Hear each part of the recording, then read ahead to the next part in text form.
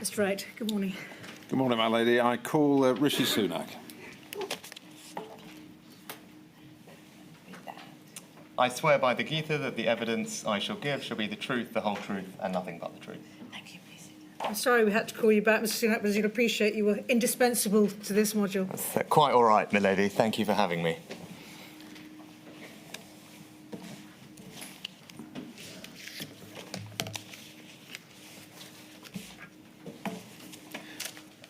Mr. Sunak, you've provided a statement to this module of the inquiry, and I'm going to give the reference number now for the record, which is INQ 000661483, and you've provided that statement in your capacity as Chancellor of the Exchequer during the pandemic, having been appointed, as the inquiry understands it, on the 13th of February of 2020.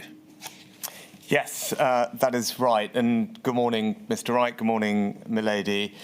Thank you for the opportunity to provide evidence today. Of course, this is all about making sure that we can be better prepared for any future pandemic, and I look forward to providing evidence in the spirit of constructive candour, as I enjoyed doing last time around. But before we begin, I would like to extend my condolences to all those families who lost their loved ones during COVID. Remembering those we lost and all those who suffered should, of course, be the starting point for all these discussions. And before we move on to the detailed questions, Mr. Wright, if I may, I'd like to put on record my thanks and my deep gratitude to the teams at the Treasury, HMRC, and indeed all the departments that worked to devise and then deliver all the economic support programmes that were put in place. They worked tirelessly, selflessly, and without complaint. And I think they demonstrated exceptional skill and professionalism throughout. It was, to me, a very fine example of public service, and I felt personally very fortunate to have both their advice and their support during what was an incredibly difficult time for the country.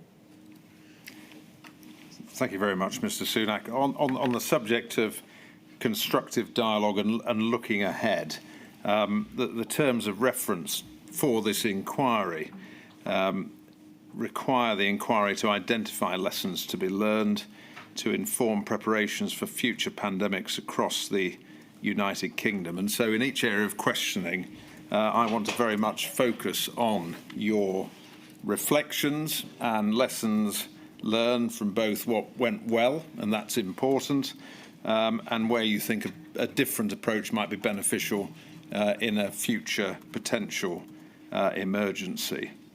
And over the last 4 weeks, the inquiry has heard a lot of evidence about what has happened during the economic response and received a lot of statements addressing that in detail. And so I don't just want to ask you questions about what could or should be done next time, if there is a next time, but how, from a practical perspective, that might be achieved. Bearing in mind it's easy to say, well, you could do this or do that, but the real question is, how do you actually make that happen? Can I, to assist you, Mr. Sunak, and those following your evidence, just set out the basic structure that I'm going to follow in my questioning, so you know the order in which we're going to deal with the subjects, and we will work through these in the course of the 6 sessions of evidence that we have with you. So first, I'm going to examine preparedness as part of the initial response, look at the scale and nature of the shock, the economic shock that the country was facing, then look at some systemic and structural issues in terms of decision-making and delivery. I'd then like to move on to funding, and in particular funding for the devolved administrations. And then to explore the policy response, looking at, in particular, the coronavirus job retention scheme, first of all, then the self-employed income support scheme, then Kickstart, then the uplifts to both universal credit and working tax credit. Then examining the statutory sick pay rebate scheme. Then looking at loans as an umbrella heading, picking up different loan schemes within that. Grants as an umbrella heading, picking up different elements of grant schemes.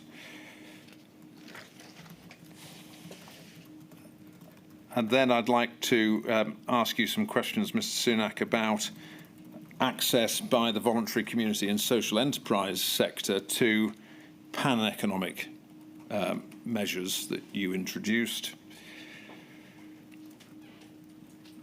Then to examine the economic impact of long COVID as a discrete subject. And then finally, and I'm sure you'll be relieved that it's a finally, to come to giving you an opportunity and to discuss any overarching lessons and reflections that you have, having been Chancellor during this emergency, and to look at any recommendations or thoughts for the future that you wanted to share with the inquiry. We obviously will pick up reflections as we move through, but I want to give you, as I have with every witness, an opportunity at the end of your evidence to make any points that you feel are important points of learning. As I've said, you were appointed on the 13th of February of 2020 as Chancellor. You'd previously been Chief Secretary to the Treasury, so you had been within the Treasury, is that right, before that? Yes, that is right. And there had been a number of appointments on or about that date. We've heard Lord Sharma was also appointed on the 13th of February. And we know that the current Governor of the Bank of England came into post a month later, 16th of March. And we understand that the budget, but that is a regular fiscal event, as opposed to some emergency budget, was programmed for the 11th of March. So regardless of the pandemic, your first job was going to be, or your first big job was going to be to deliver that budget on the 11th of March. Is that right? Yes, that is correct. Yeah. And so you had been, and I'm just setting this context really to remind us all of the scale of the challenge that you and officials at the Treasury were facing at the time. You had been Chancellor for just over a month when, on the 16th of March, the Prime Minister recommended avoiding all non-essential contact and travel. And then a week later, there was an announcement of lockdown that effectively put the economy into something approaching hibernation. And this was therefore a significant economic crisis unfolding that was unprecedented. You informed the nation on the 17th of March in a speech that the coronavirus pandemic is a public health emergency, but it is also an economic emergency. And you put it, Mr. Sunak, in this way: we have never in peacetime faced an economic fight like this one. And it was an economic fight that resulted, the inquiry knows, in fiscal interventions to a value of in excess of £350 billion over the course of the pandemic.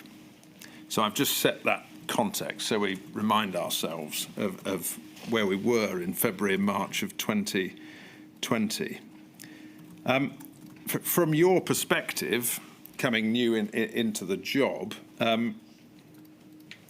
for example, you were having to react to a situation for which there was no playbook, as it were. Nothing like this had happened before. Is that right?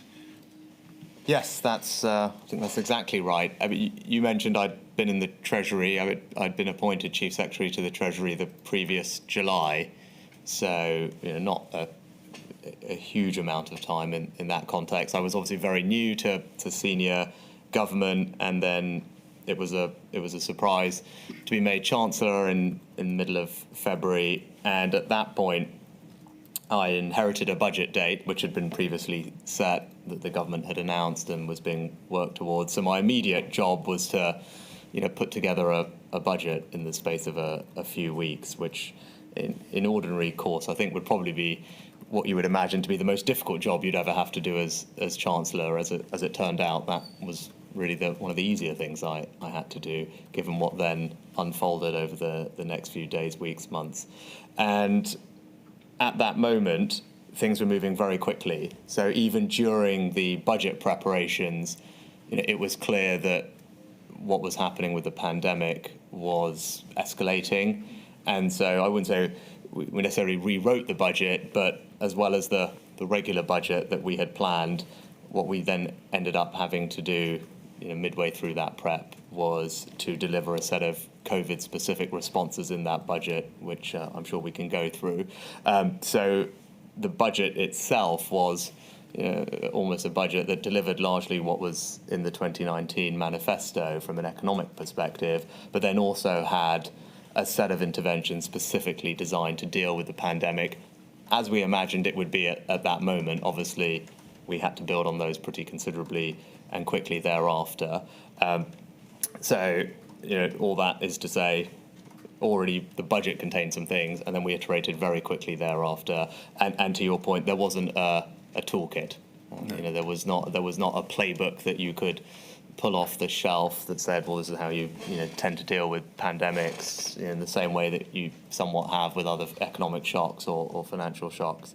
So you did have to draw on some things that we had done in the past, and we'll get into that with the specific interventions, but largely listen to the health and medical advice as to what was likely to happen, and then do the best you could at designing economic interventions which would help support the country through that period. Yeah, I mean, these may not be the words you'd use to describe it, but we heard from Sir Charles Roxburgh, who kept a diary, and caveating that in that it was a personal diary that he shared with the inquiry. The way he put it in an entry on the 17th of March was, from his perspective as one of your senior officials looking at what you had to do, he wrote down that you were in a position of having to pull a rabbit out of a hat, is effectively how he was looking at things in terms of the situation in which you found yourself.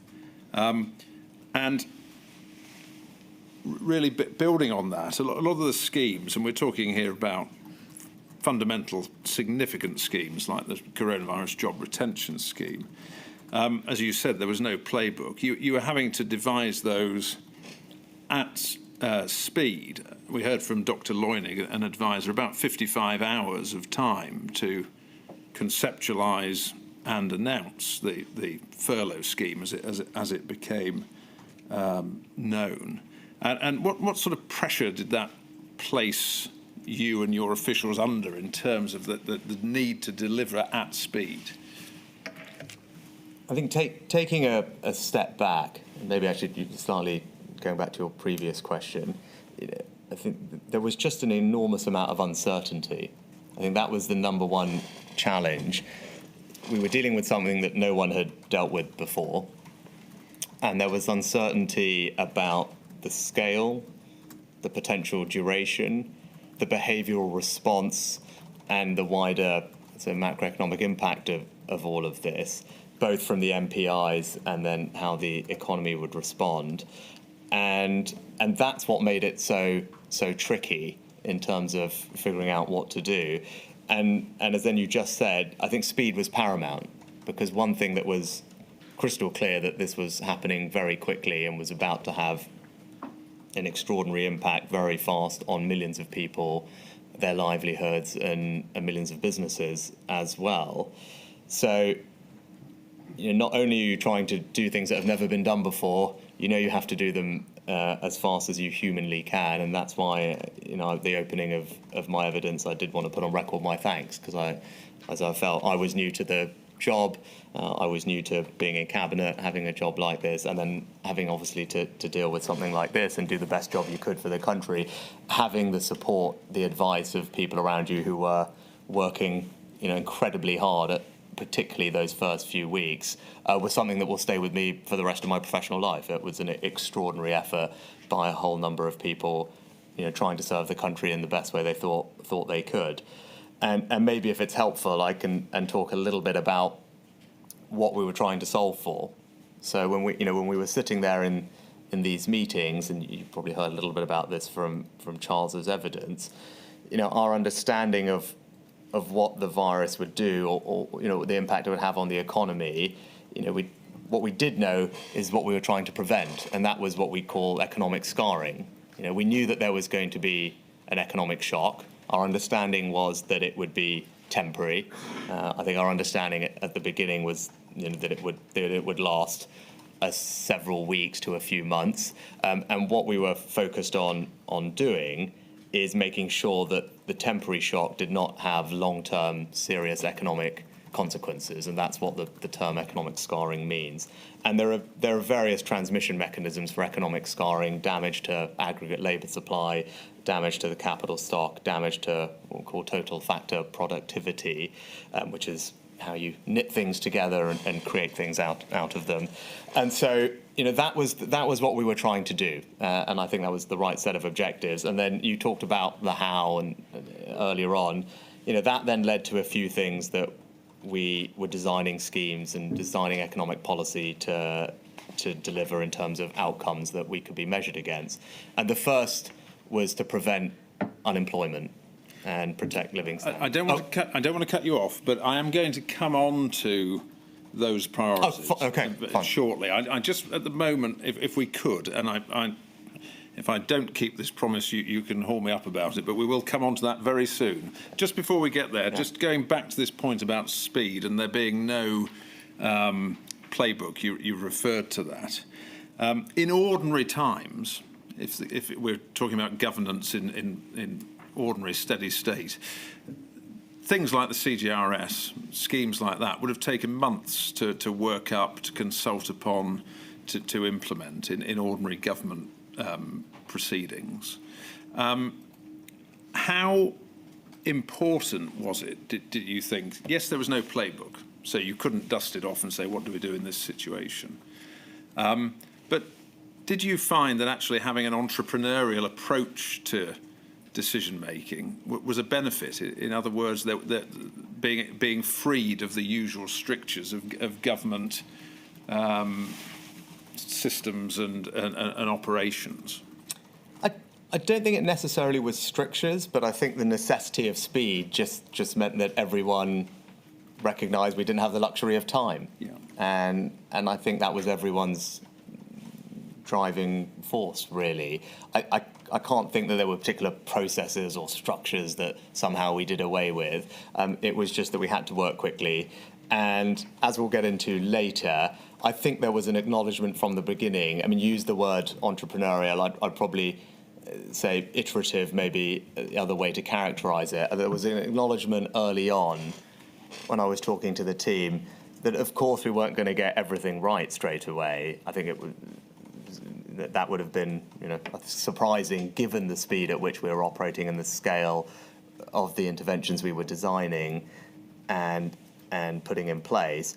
So there was a recognition up front, and I encouraged the team to be comfortable with that was okay, right? We couldn't let perfect be the enemy of the good, and we were going to have to acknowledge that we would iterate as we go.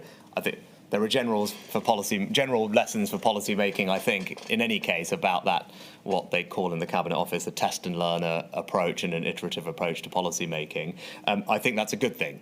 I think that's what you see in the private sector for sure. I, in general, think that is a good thing for government to try and adopt, even in peacetime. It requires a recognition on everyone's part that you are then putting things out there that are not perfect day one and then iterating them over time. But I think in the context of a pandemic, everyone was comfortable with that, or should have been, because we had to get things out fast. Otherwise, the consequences would have been severely negative. So that iterative approach has benefits in all times, in your view. And so when we look at playbooks and the idea of playbooks, and this is just why I'm interested in this issue in terms of how much planning you can ever do.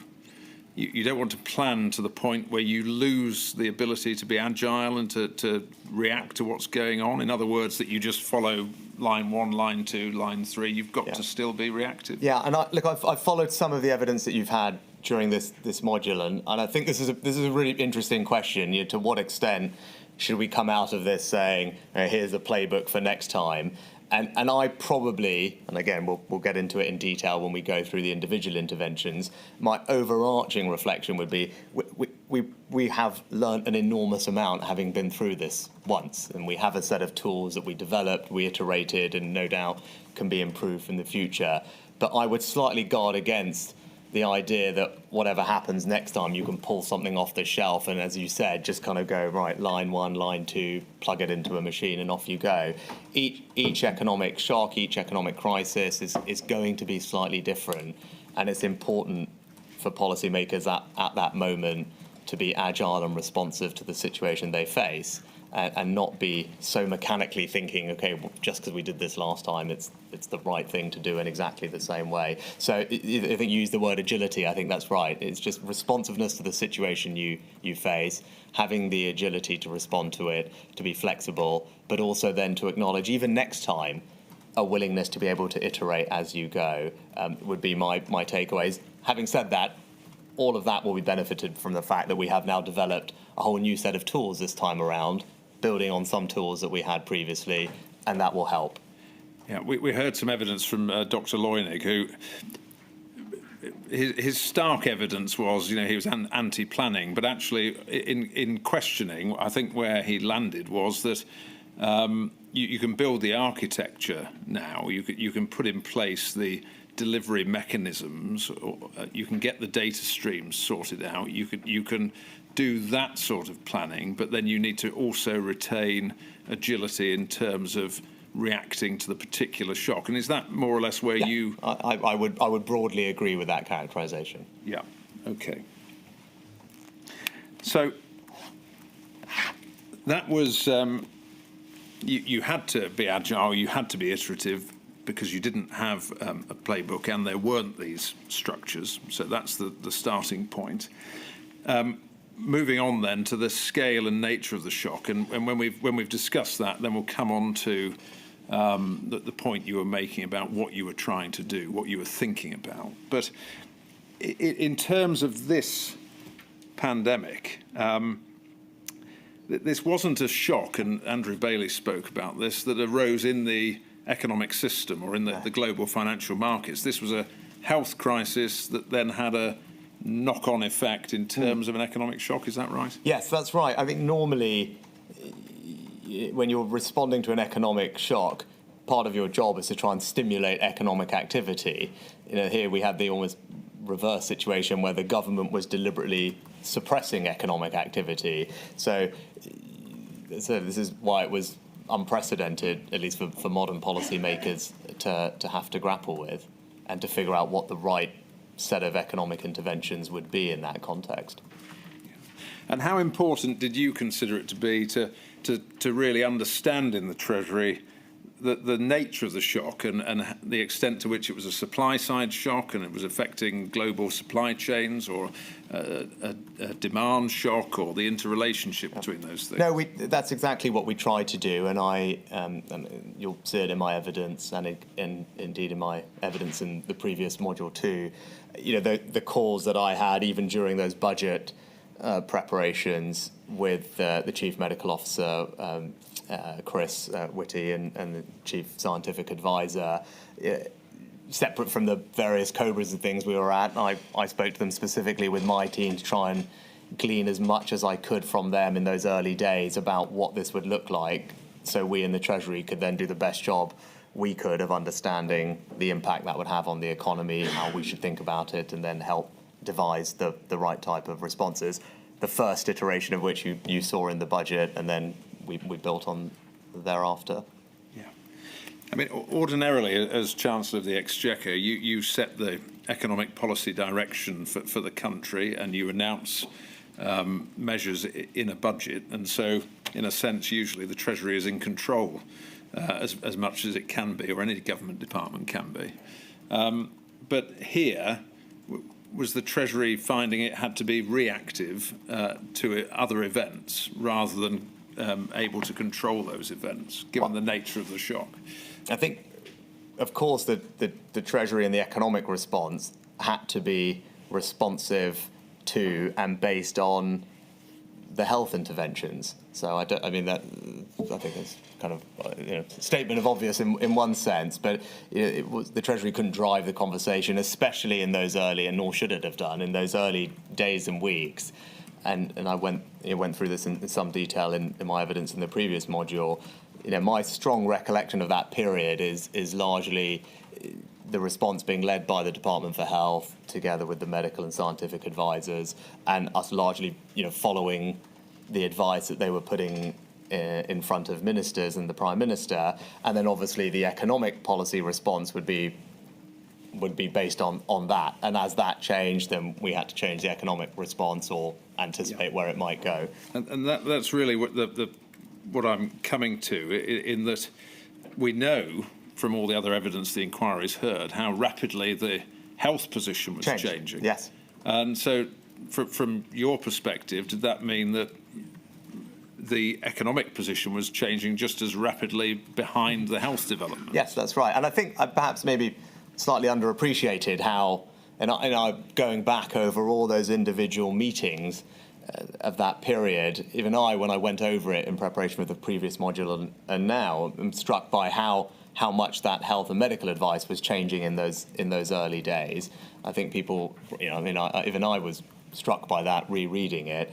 And of course, the economic response then had to keep up with that. And you saw that because we put a set of things in place for the budget, and then very quickly we had to then go and do a whole host of other things. And what we did in the budget wasn't that it was out of date. And in fact, many of those things persisted for a long period throughout the pandemic, but we had to do significantly more than that.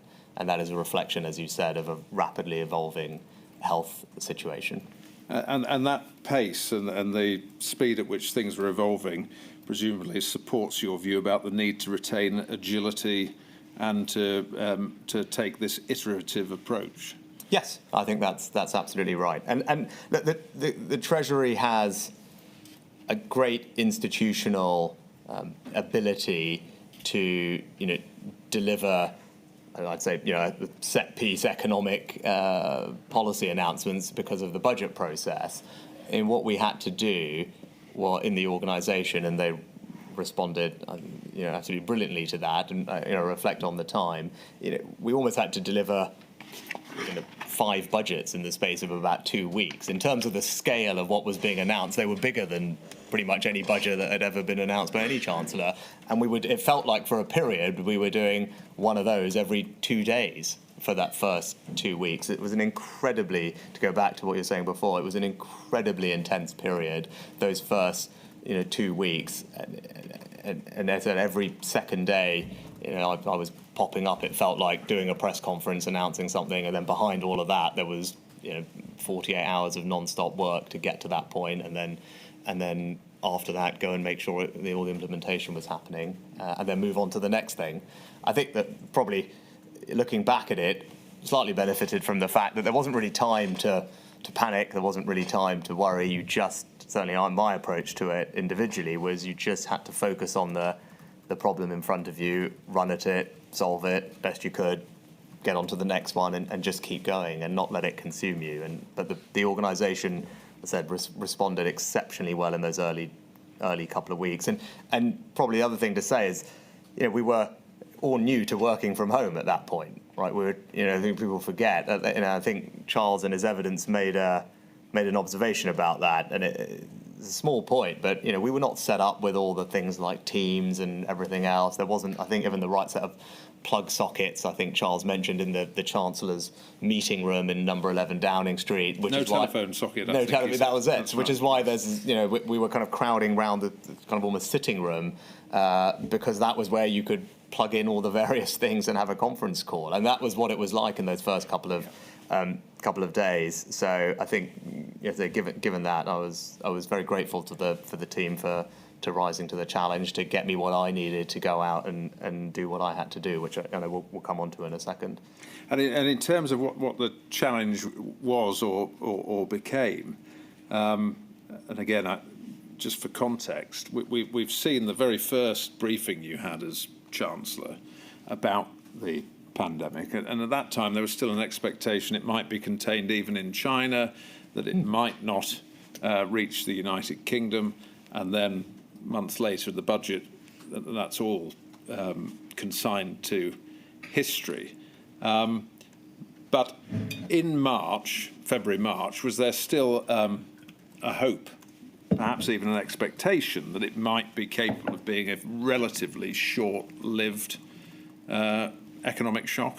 Yeah, you can see that in the evolution of the various minutes coming from the SAGE meetings and the packs that were prepared for ministers in the COBRA meetings. That was very clear. There was a set of things that people were working towards. And I remember clearly at that time, especially in those early conversations, a lot of what the medical and scientific community were advising us was not to go too early, because they were very with the various interventions, because they were worried about public, I think, acceptance of them, and they needed to maintain a duration.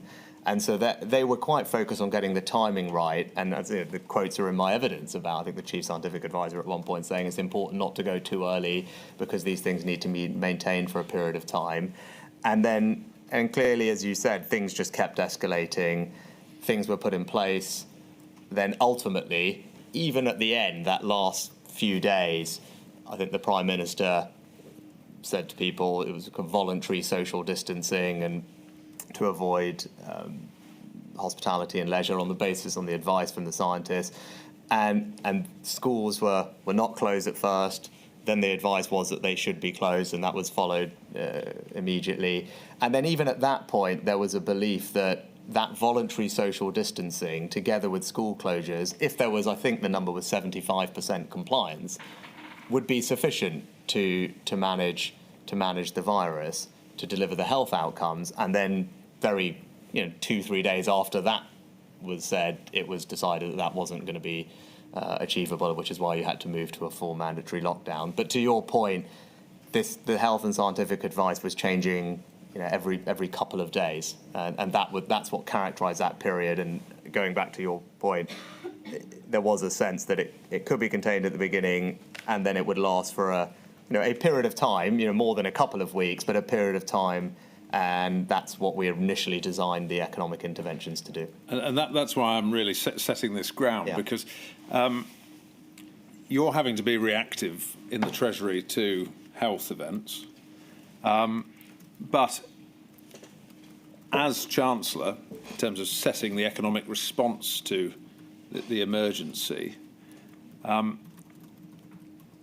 economic response to a short-lived emergency may be very different in terms of its policy and implementation to the economic response to a long-lived emergency. Is that fair? Yes, I think that obviously sounds right. I mean, again, looking back, and I think it's probably better for when we get into the individual interventions. It's not obvious what very significantly large decisions that we would have made that would have been very, very different at the beginning, knowing if you knew that it was going to be for longer than you thought. I mean, there might be some micro design details, but I'm not actually, as we get into it, I'm not sure if that's necessarily the case. And that's whenever it's appropriate to get into what we were solving for, and then so at least you have an understanding. Well, let's come on to that now. Yeah, because I think, as I said, a lot of that is slightly time agnostic in a sense. No, understood. So here you are. The health position is worsening. That's having an economic effect. What was it you were having to take into account in terms of what you were trying to prevent, what you were trying to achieve, and why? I mean, I won't repeat what I said about economic scarring, but that essentially is the kind of economic theory underpinning what we were trying to do. And as I said, and just to put it simply, it's to try and make sure that a short-term economic shock doesn't lead to long-term damaging outcomes for the country, the economy, for people and their livelihoods. Can I just pick up on that? Yeah. Does that mean that, so far as it is possible, you want to take interventions that mean that, first of all, the economy can recover quickly, and it can recover to the same level or as close to as it was before the emergency? Yes, it's about protecting that potential output of the economy. And then if you go, and what does that mean? Well, it means preventing mass unemployment, because obviously if you have very large scale unemployment in the short term, there can be permanent damage from that. So, protecting job matches and keeping people connected to their jobs is important. Linked to that is obviously preventing firm failure, both in and of itself and because of the impact on employment, and protecting, as you described, that potential output of the economy. So otherwise healthy, solvent businesses, you wanted to make sure that they would still be there when this finished, to have the recovery and not lose that output. We always had a strong eye on the most vulnerable. We knew this was going to be an incredibly serious event for the country, and you always want to make sure, I certainly wanted to make sure, and the team knew this, that the most vulnerable in society, that we were making sure that we had an eye on what was happening to them and could support them as appropriate. And then you also wanted to design things that would allow economic activity to recover when appropriate, because long-term economic growth is a function of the efficient allocation of resources in an economy, and what you needed to allow happen at the appropriate moment was for those normal forces to be able to resume. It's not good long-term for an economy, for things to carry on in an artificial state. You believe, as I do, in markets and their ability to allocate resources efficiently. So you wanted to make sure that, as appropriate economic activity and normal economic allocation mechanisms could operate and markets could function. And then lastly, but not least, of course, was ensuring value for money for the interventions and thereby minimising the fiscal impact. So as a kind of set of things, there's 4 or 5 things there that were always at the top of our mind. And at the beginning of the pandemic, I'm sure probably they were written down somewhere, but that was a set of things that we were solving for, fitting in this overarching desire to avoid economic scarring best we could or minimise it. And as you'll see, as I describe those things, there's an inherent tension between these things. And I mean, all economic policy making is about trade-offs for the most part, but this in particular. And yes, of course, minimising fiscal impact, ensuring value for money is incredibly important. Designing schemes that could ensure economic activity could resume is, of course, important. Where we probably put more weight in those early days is, as I said, protecting unemployment and business failure. And there's, as we'll go through, there's an inherent tension between these things. And part of my job was to make decisions on where to design policies, which things to weight more or less at any given moment in time. And again, there's not a perfect science to that. That's a judgment, and those are judgments that I made on a regular basis throughout the pandemic. But as to give people, like I said, an overarching sense of what we were aiming for, what our economic objectives were, those were the economic objectives that as they were important to me throughout. Yeah. And maybe one other point I'd make is that those are all the very practical, measurable economic outcomes. I probably underestimated it at the time, but I had a sense of it, but it became clearer over time. I think there's also an incredibly important job for leaders in a situation like this to provide reassurance, and particularly in the sphere of economic policy. I think one of your expert witnesses, Professor Brewer, I thought made an astute comment about that modern economy, modern society depends, I think he said, enormously on confidence. And uncertainty is a dangerous thing, he said. I think in a crisis like this, there was an enormous amount of anxiety, and rightly so. I think people feared for their jobs, their livelihoods, their families, alongside the health anxieties they had. What it would mean for their economic financial security, what it meant for their family's security, what it meant for their house, their small business they'd built up. Were they going to keep their job? Would they have a job to go back to? Would they be able to make their mortgage or rent payments? And so, my role in part was not just to get all the policy things right, which was it was early on to just provide reassurance to the country that we would get through it, that we would do what we could to help people, and as I said, I think that is probably an underappreciated but an important objective, certainly from the person in charge of the economic policy response. And I tried to do that early on through the various press conferences and the language I used and the interviews I gave. But I think in the future, can't just get the policy bits right. You do have to be able to just communicate and give people the reassurance at what I think was an incredibly anxious time, as I said, for people and their businesses. Well, I referenced the speech you made on the 17th of March, I think, at which you publicly made that sort of statement of standing behind people. But can I just pick up on that in terms of reassurance? Because I think it's a point that Andrew Bailey was making in his evidence as governor when he was talking about the bank having an obligation to act. When I was putting to him the narrative of why not just do nothing and sit back and see how things unfolded. And he spoke about the need, I mean, he put it perhaps slightly more starkly than you have, going beyond reassurance to the need to prevent disorder. And he meant that in a social sense, disorder. But I think he was making the point about the need for the people of this country to understand that their central bank, their Chancellor, was going to stand behind them economically. Is that what you? Yeah, I felt that, and said it's probably we're sitting here five years later, but those early days, those early weeks, that it was.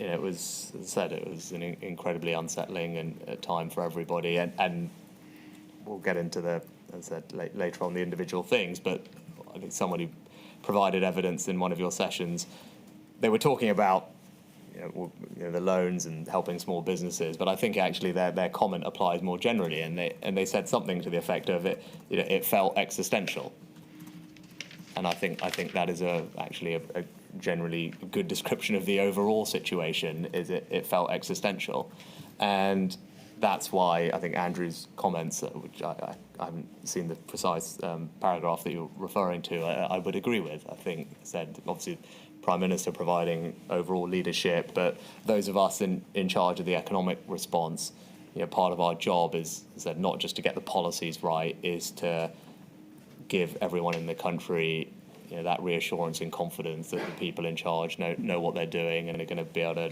do their best to help get the country through it. I think that is an important economic policy tool, as well as just the right thing to do from those who have that responsibility to lead at that moment. Yeah.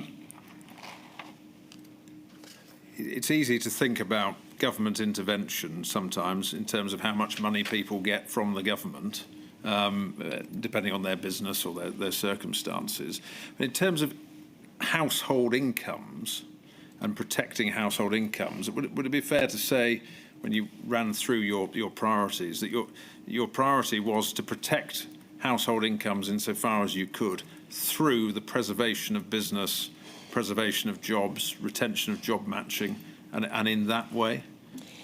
Yes, I think, and I think in that first press conference, or certainly I hope always open. It wasn't going to be possible to save every single person's job, and people were going to experience economic hardship as a result of what was happening.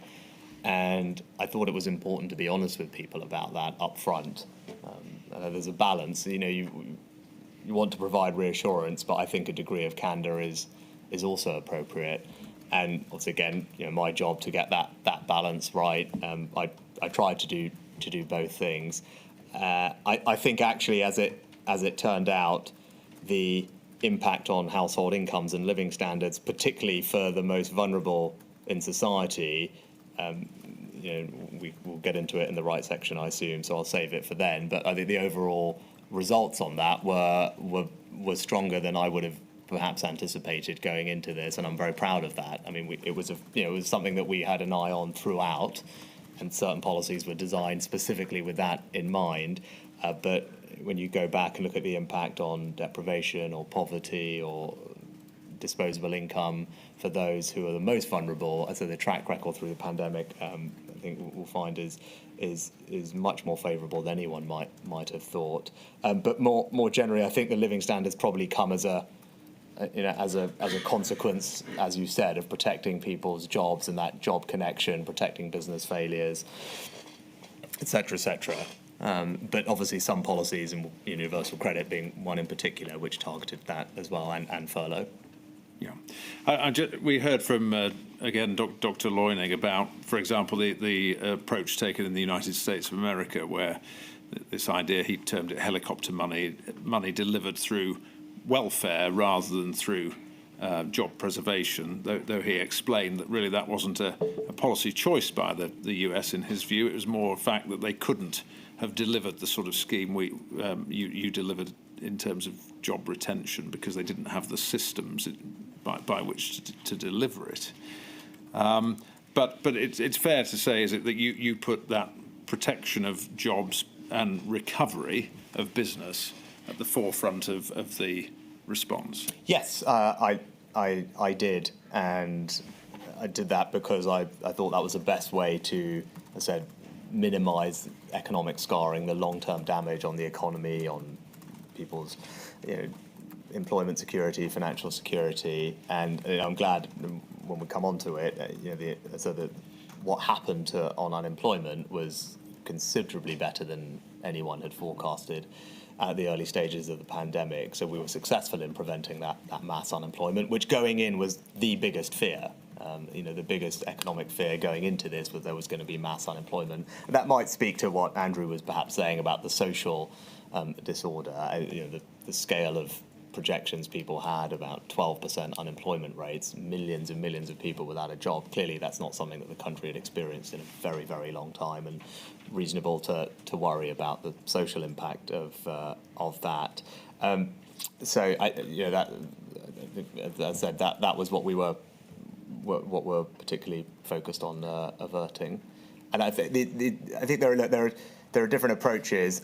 One thing I'd say is it's probably not that binary, in the sense that it's not either or. We did both. Right? We put support through the welfare system, and we created the furlough scheme to protect jobs and job matches, and we did things to help business, and we created hardship funds for people who might have not benefited from those or needed extra help. So, you can do a range of things. I think that's the right thing to do. It's not as binary as, well, it's either this approach or that approach. And I think most countries, when you look at it, adopted a mixed set of tools. And particularly with CJRS, when we get to it, I think most countries ultimately decided that was a sensible intervention, and many other countries did something similar. And as Chancellor, you were obviously authorising significant public spending. These interventions, we know, cost a lot of money. And you, as you've said, we're trying to stand behind the country, if you like, and business and individuals. But were you also having to factor in that, as Chancellor, you would also have to bring all of this to an end when, hopefully, the country recovered? In other words, this wasn't a blank cheque that could just go on forever.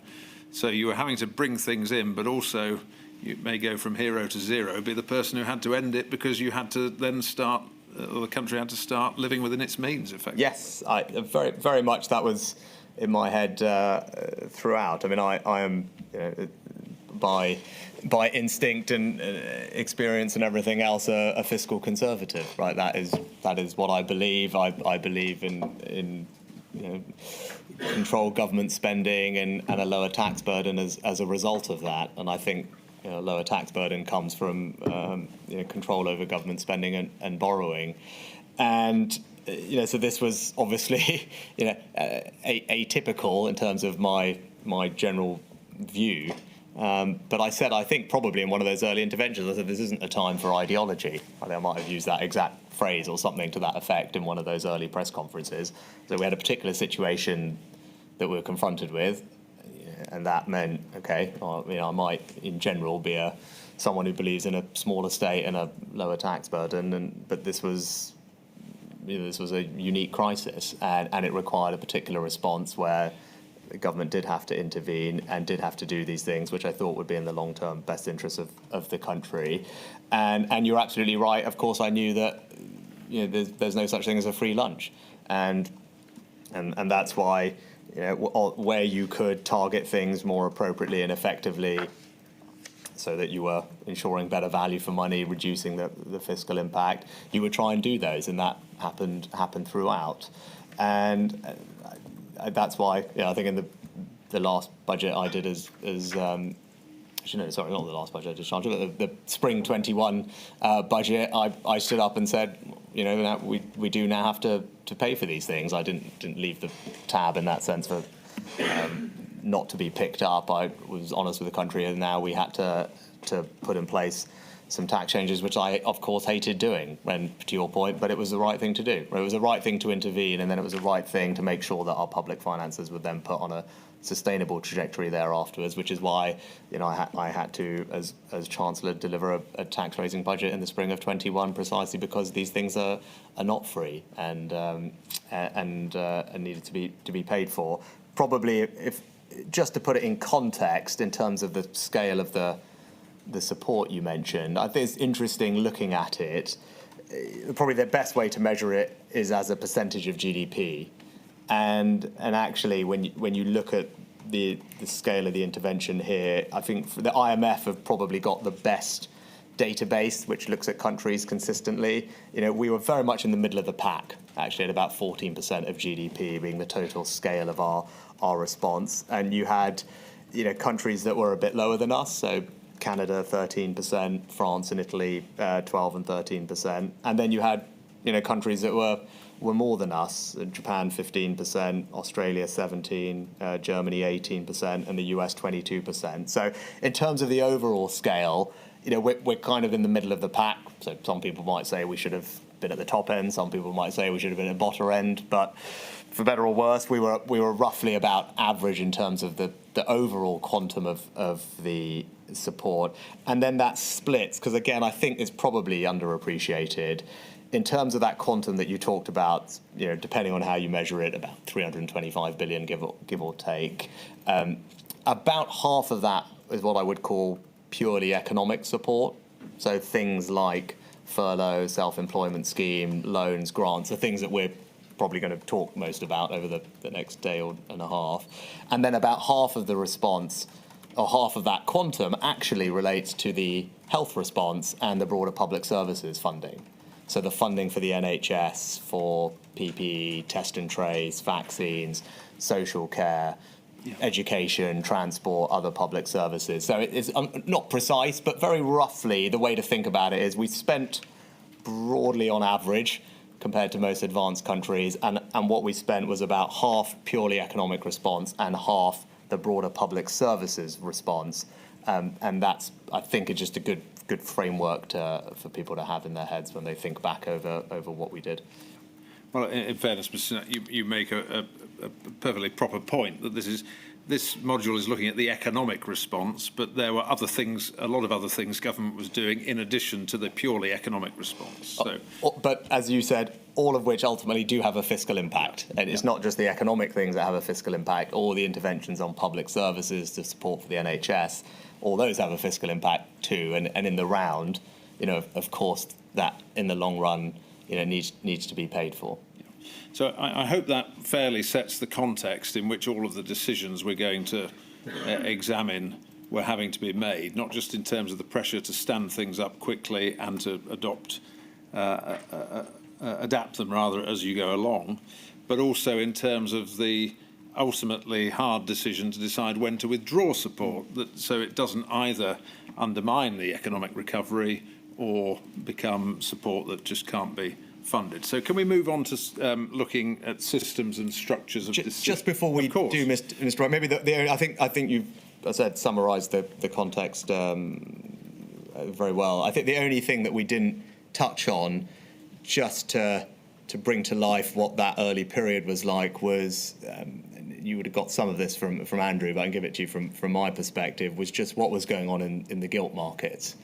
at that time. And if I think back to that period, which you said was intense and filled with anxiety, certainly for me, that was particularly troubling. I mean, I'd been Chancellor for felt like 5 seconds, and then you could see a very material tightening in UK financial conditions, and you had bank.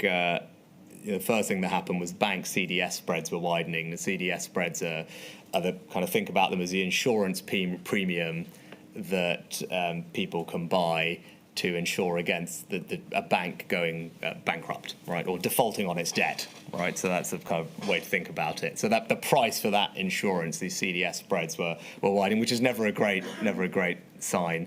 And then you had, I think, on March the 18th, it was the single biggest one-day change in real yields or something since bank independence. So that happened one day, and then the next day there was another move where there looked like there was a bigger move for UK gilt rates than there were for other places, which again is never great. And then you had a failed gilt auction, and that was the first time we'd had a failed gilt auction since the financial crisis. And so one after another, these things were happening, and I think we've all over the past couple of years seen the importance of the gilt markets to the health of the UK's economy. Obviously, I come from a financial background, so something I have some familiarity with. But that was acutely stressful.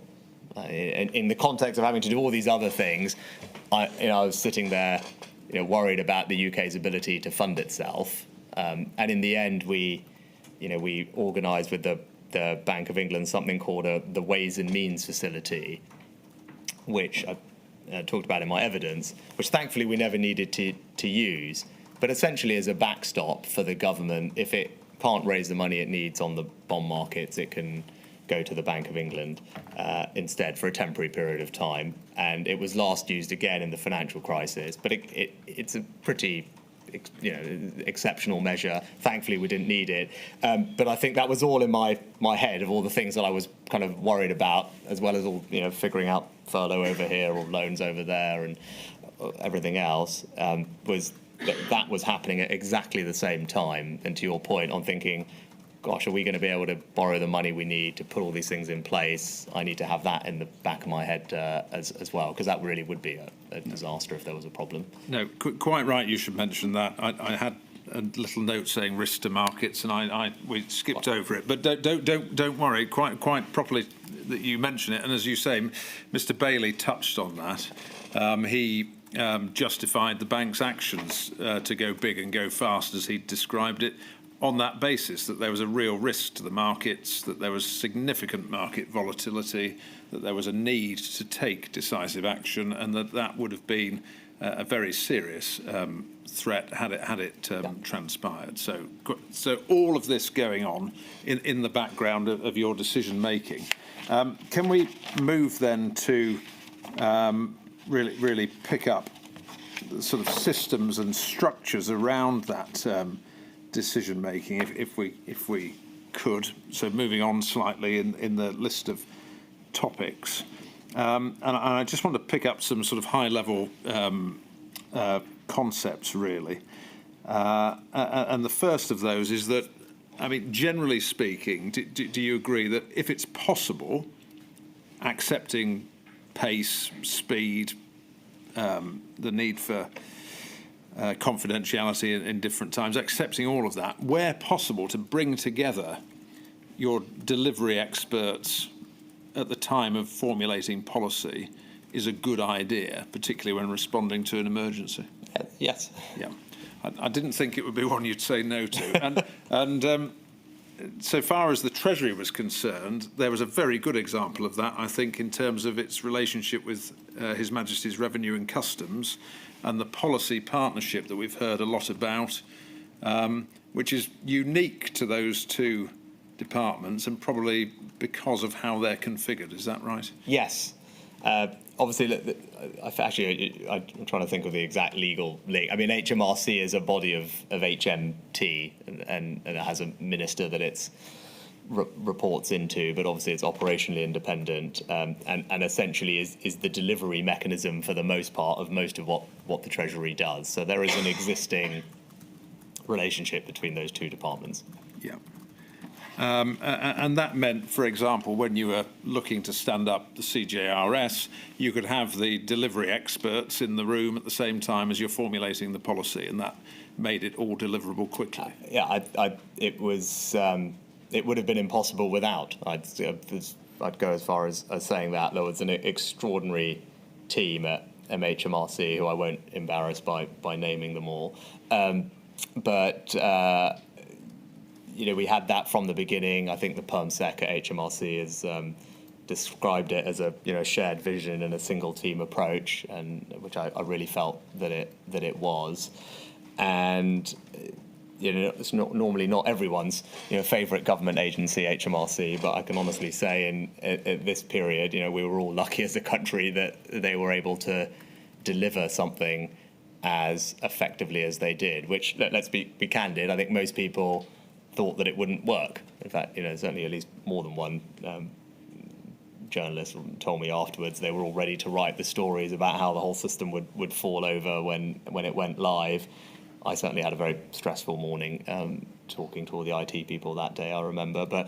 And so it wasn't just that the policy and the delivery, down to the thankfully we had a brilliant guy, again I won't embarrass him by mentioning him, to literally go through the IT to make sure that it would stand up to what was going to be millions of people claiming and not fall over and could do all the things we needed to do. All of that was part, as I said, single team, there from the beginning, involved in everything, and it worked brilliantly well. And as I said, I'm very grateful that all happened so seamlessly. I wouldn't have been able to do this without that. Okay. Now, it worked that well, as you've described. The natural reaction might be to say, right, well, every government department should work with the Treasury in that way. Having been Chancellor and Prime Minister, I assume you're going to tell me that wouldn't work either, because it's just not possible. It's not how government is configured. Of course, government is configured in departments, and departments have their equities, and that tension is not necessarily a bad thing, by the way, and it's a healthy thing for having done both jobs.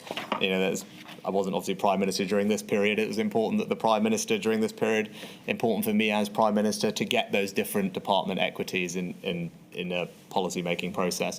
But I would say, I looking back, I'm pleased that we managed to, I think, in large part replicate that policy partnership, I think is the phrase that you've used to describe it, particularly with DWP and BEIS as well, in the areas where we were doing policy together with them. It wasn't as intense as the HMRC relationship. Well, that's because what we were doing with them was probably less intense when we were doing it, and we'll come on to loans later. That obviously was intense.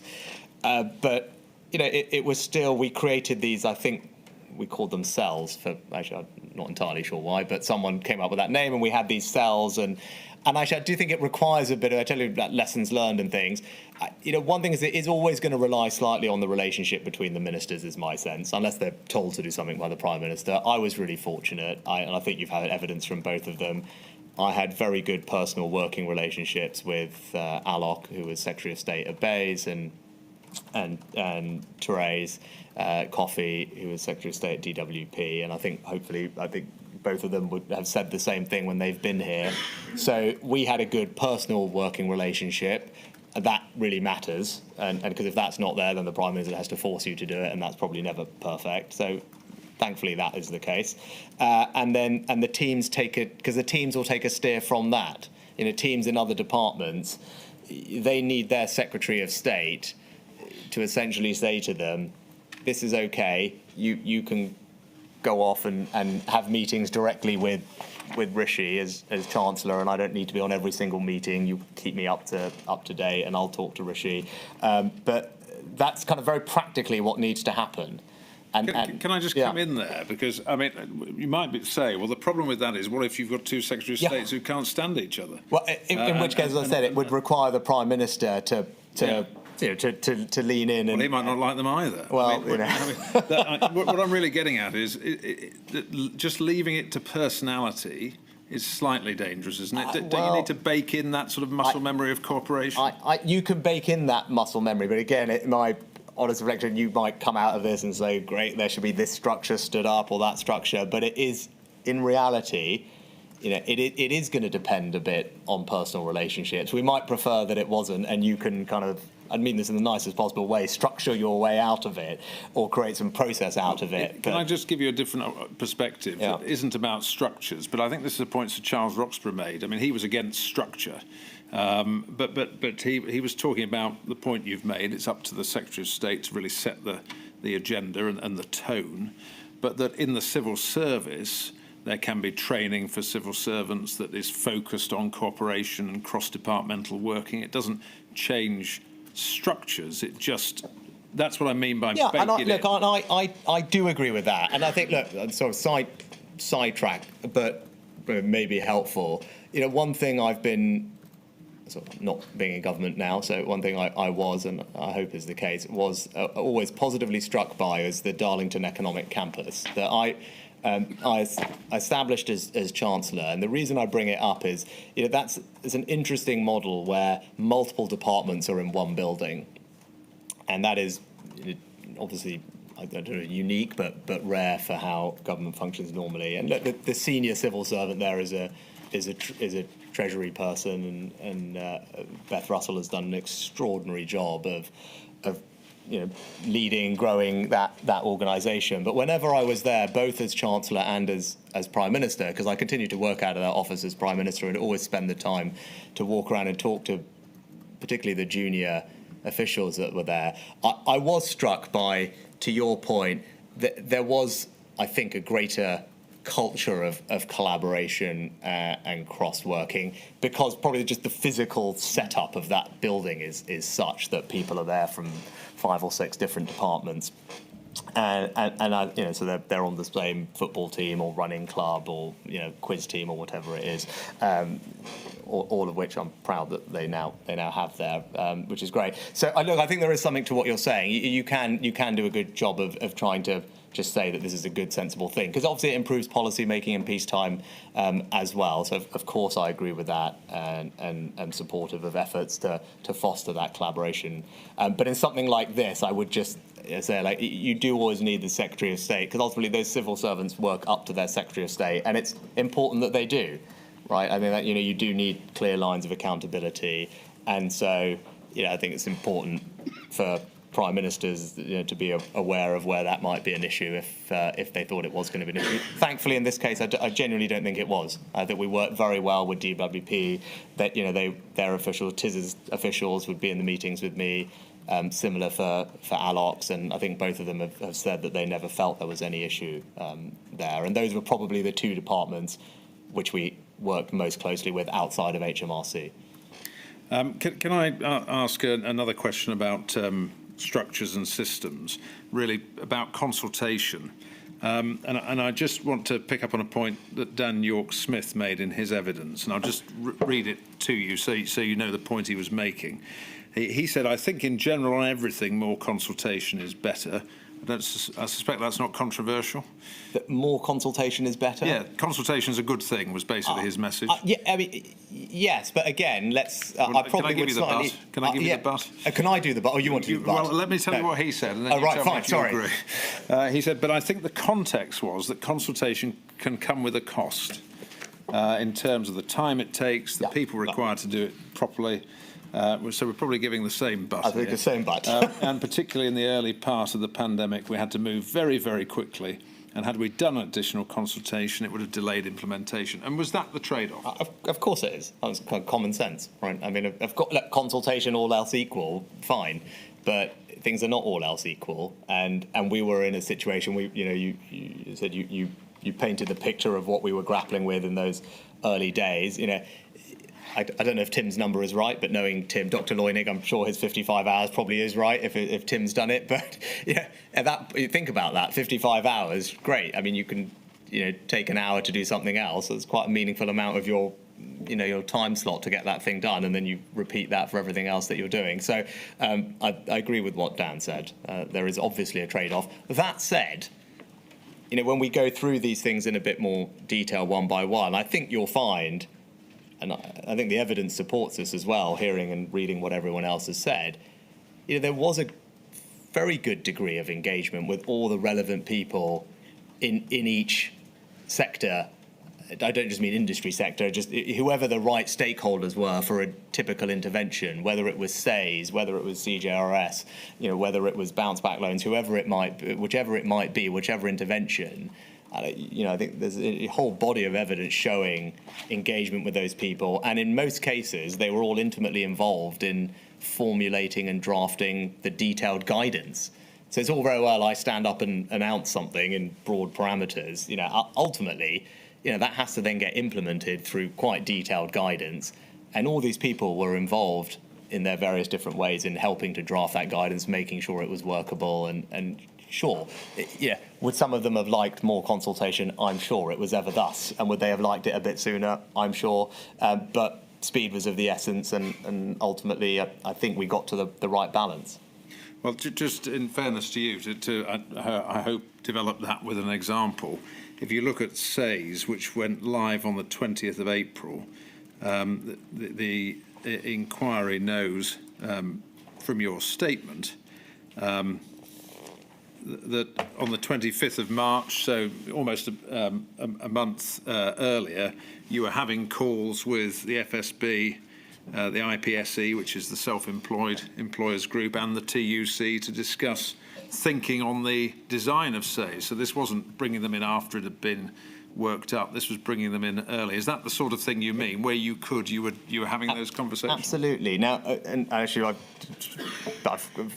you mentioned the SAYS example. I remember that vividly because I think even the day before, but the last few days, as we were getting that policy exactly right, and we only had a few days, so it probably might have been the day before, on reflection. But it was also the IOD, the Enterprise Nation Creative Industries Federation, the Private Hire Association for taxi drivers. There were several groups that I remember speaking to in the immediate days before, and the team did, and it was like that on everything, and where we could, where it made sense. Of course, I wanted to hear from the people who were directly affected by this, because ultimately there's no point.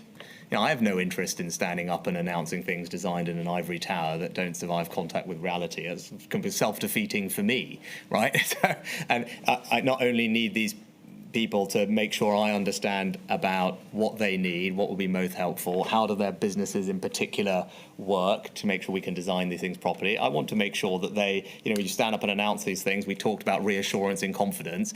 I want to make sure that they also say, thank you, great, that is going to work, and we can go and tell all our members they can breathe a little easier tonight. So there's simply no, there's no desire not to do that. As I said, it would be self-defeating. So if it has not happened in the way that someone wants, it's because we were moving at a speed that meant it wasn't possible, not because we didn't want to. Can I pick up a final question on that, and then we'll have to take the break? But in terms of spoken about the personality of the Secretary of State and change from time to time and set the direction, but on that front, do you, having been through this, think that there is a need for formal systems and structures to ensure that consultation, or do you think it's something that has to be more organic, and what do you think would be helpful? Because there's the risk that people might drop through the cracks of consultation if there isn't an established body of people who are talking to each other in normal times. Yeah, I mean, I tend to think this works pretty well, at least during my time in government, but worked pretty well.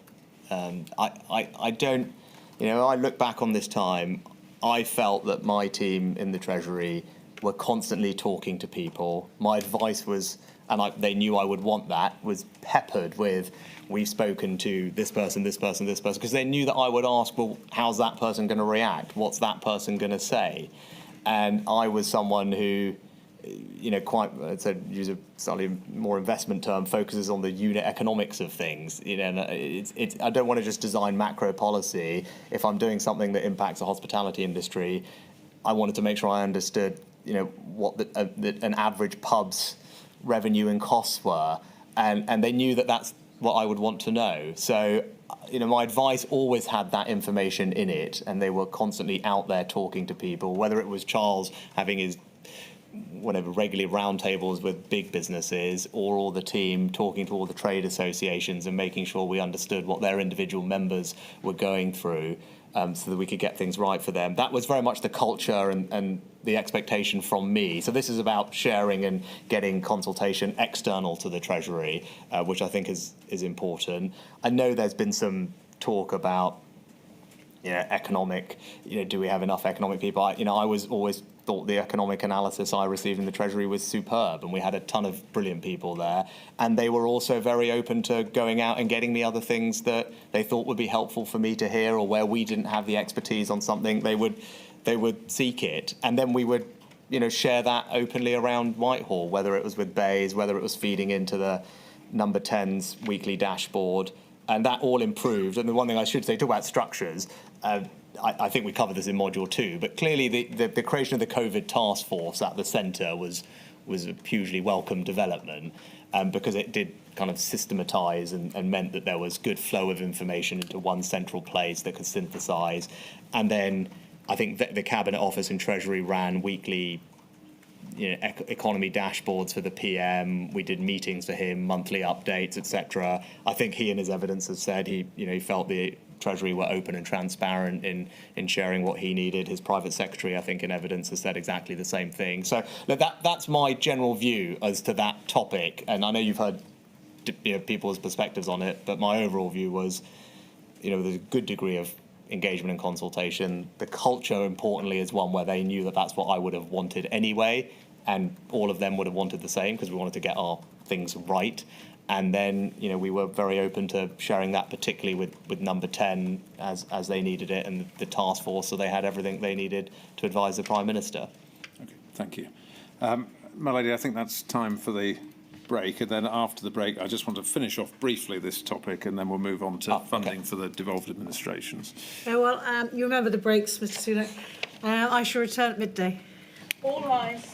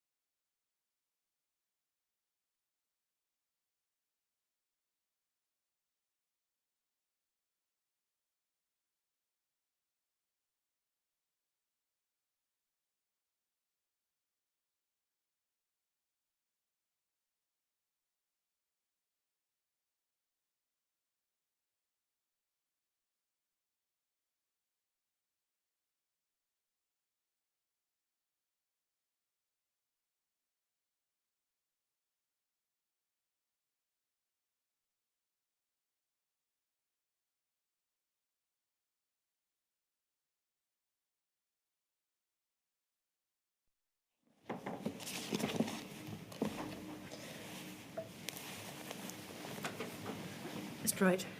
Thank you, Milady.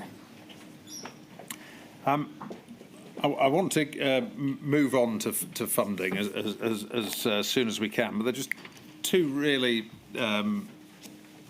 further points I want to pick up about systems and structures. The first is about transparency and sharing of analysis. And if you bear with me, Mr. Sunak, as I just give you the context to the question, really, in terms of other evidence that we've heard in the inquiry. We heard some evidence from Robert Harrison, who was the head of the Directorate General for Analysis in the Covid-19 Task Force. And he explained about an epi-macro model that the Treasury had. And the first he heard about this was actually during the inquiry, when he read the evidence. And James Benford accepted that the model had not been shared, describing it as a departmental position. And I just want to pick up on this. I mean, departmental position, in normal times, the Treasury as a department, for good reason, market sensitivity, budget, PERDA, so on and so forth, has reason not to share its thinking. Is that reasonable in government? Yes, I mean, of course, there has to be a concern for market-sensitive information. Yeah. And I'm not suggesting, but I want to check this. I mean, no one came to you and said, "Shall we not share this model with you?" Yeah, I don't. To be perfectly honest, I don't quite know the specific model that you're referring to or he's referring to. There was an enormous amount of modelling done by lots of different people throughout the pandemic, and in any case, the primary responsibility for the modelling would have, the people who were pulling it all together was actually coming centrally from that COVID task force. Well, it was later in November, by November 2020, when Mr. Harrison came to the Directorate General. But I'm just talking about earlier than that. I mean, this model that you're referring to presumably was after that, because I think, in fact, that model was later, and the point was it wasn't being shared. And it's just really this. You talked about, from your perspective, you were somebody who liked to see what people thought about things, to get as much information as you can, and to share information. And I'm just wondering if really, if you'd have been asked about this, would there have been any reason not to share it? So it's tricky just because I don't know the precise model you're referring to. The epi-macro modelling that I do recall having reviewed the notes was the Treasury, I think, I mean, to the extent where they actually had an event or a session with academics from Imperial and LSE from memory that was partially organised by the Royal Economic Society to go through epi-macro modelling, and they'd put together a kind of classic SIR model, which is the epidemiological model, susceptible, infected, recovered, and I can't remember the other that are, together with the NIGEM model, which is the National Institute's general economic model, I think. But I think they actually had a full session on it. I mean, let alone not sharing it, it was done in consultation with a bunch of external academics. So that's all I can remember about the epi-macro modelling. I think in general, there was a lot of sharing of information, as far as I was aware, with the team at the centre, at number 10 in particular. I'm not suggesting, given the number of decisions you were making on a daily basis, that you would have any recollection of this or that it even come across your desk. But really what I'm getting at is when we're looking for a future emergency, and you've got, obviously, analysis is important and sharing data is important, would you encourage as much transparency as possible in terms of data sharing and sharing of modelling as between departments?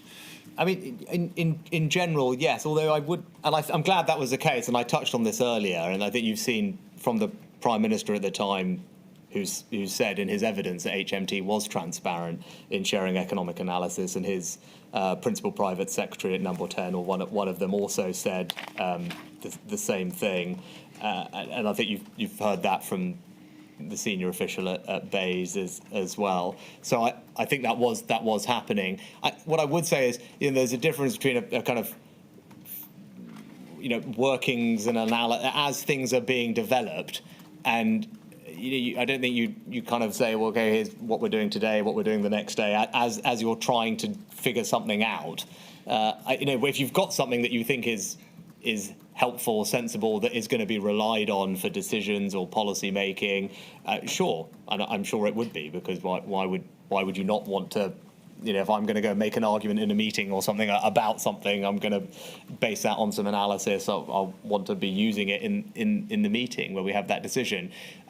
But you work on lots of things all the time that don't end up getting to that point where they are useful, reliable. At which point, I don't necessarily think that every single thing that you probably worked on needs to be then given to everybody. That would be a bit odd, I think, and cumbersome. That point is well made and accepted, but I think you've really hit on the potential mischief of people not sharing analysis, or the fact that they've got a basis for analysis, is that ministers or secretaries of state will all have their own analysts who might be giving them analysis that is influencing their position on things, and others don't know why they're adopting that position, what's informing that position, if things are being kept secret rather than being shared, once they are worked up, once they're being presented as analysis. I'm not. Do you I don't. At the end of the day, if you think about it in practice, you're in that situation as you describe. Minister's got a point of view. If someone said something in a meeting and said, "Okay, well, if you do this, then all these things will happen," I'm likely to probe it. Right, and if I said something, someone's going to probe me, and I'm going to have the evidence or the analysis to back up my point. And I would imagine the Prime Minister would say, okay, well, interesting, that's different to what that person is saying. I want to see that, or why isn't that in my papers? So I think in practice, it's highly unlikely that anyone could get away with trying to promote some point of view, or indeed make some decision, or the Prime Minister make a decision based on something that they haven't had the data for. So I think in reality, I'm not entirely sure that would be a problem as a general sense. I think there was on modelling in general, my recollection of it, and particularly with the gentleman you mentioned, what I wanted was more the other way, because I'm someone who's comfortable with models, and as spent a career before politics having to build them, interpret them, use them to make decisions.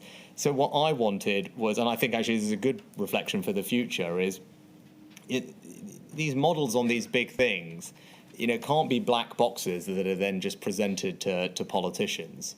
And that was certainly my frustration, and we talked about this in module 2. And I remember that gentleman when he was doing the thing, and my strong point of view was, what I wanted was to be able to understand the underlying assumptions that go into the model in the same way I would if I was analysing a company in my old life. It's all very well projecting things to happen in the future, or the model says X, the model says Y. Well, that's a function of the assumptions that have been fed into the model. And as policymakers, ultimately these things are judgments. Right? Those assumptions are judgments, and it should be for the elected politicians to be the ones that ultimately say, well, I want to see a base case where the assumptions are this, this, this, and this. And because on each of those assumptions, there will be reasonable people who can disagree. And that, in my view, there wasn't enough of that earlier. And that's what my pushback, not pushback, but my kind of desire at that point was, look, I don't want to just be presented with a model that says this is what's going to happen. I want to be able to say, well, I've got a different point of view, which I think is reasonable on this aspect, and I want to be able to the assumptions to be iterated, and then I want to see what it is. And I think that is an important lesson in general. Accepting that, though, that is, isn't it, an argument for transparency about the model that you are using. In other words, you can't begin to probe the assumptions unless A, you know about the model, and B, my point configured. exactly is, if anything, there wasn't the transparency the other way. And my point was, I was often presented from the centre, or you'd have a model that came out somewhere. And I don't think it's anyone's particular fault, but for me, I wanted not just to be given a set of papers that said, well, here are all the projected outcomes and path of the virus from some modelling exercise. I wanted to have had the ability to know, well, what are the underlying assumptions and what's the sensitivity analysis on those? And look, that, of course, happened over time.